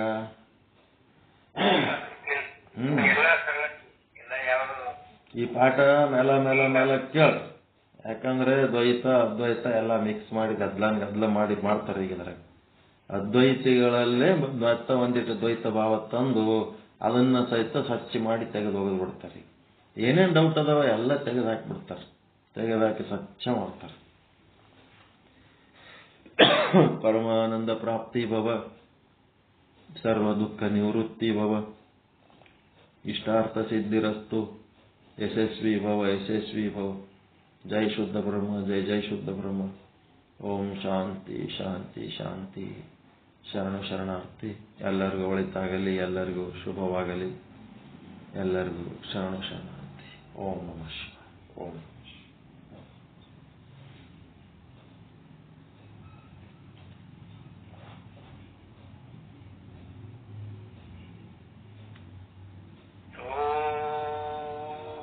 ಪೂರ್ಣಮದ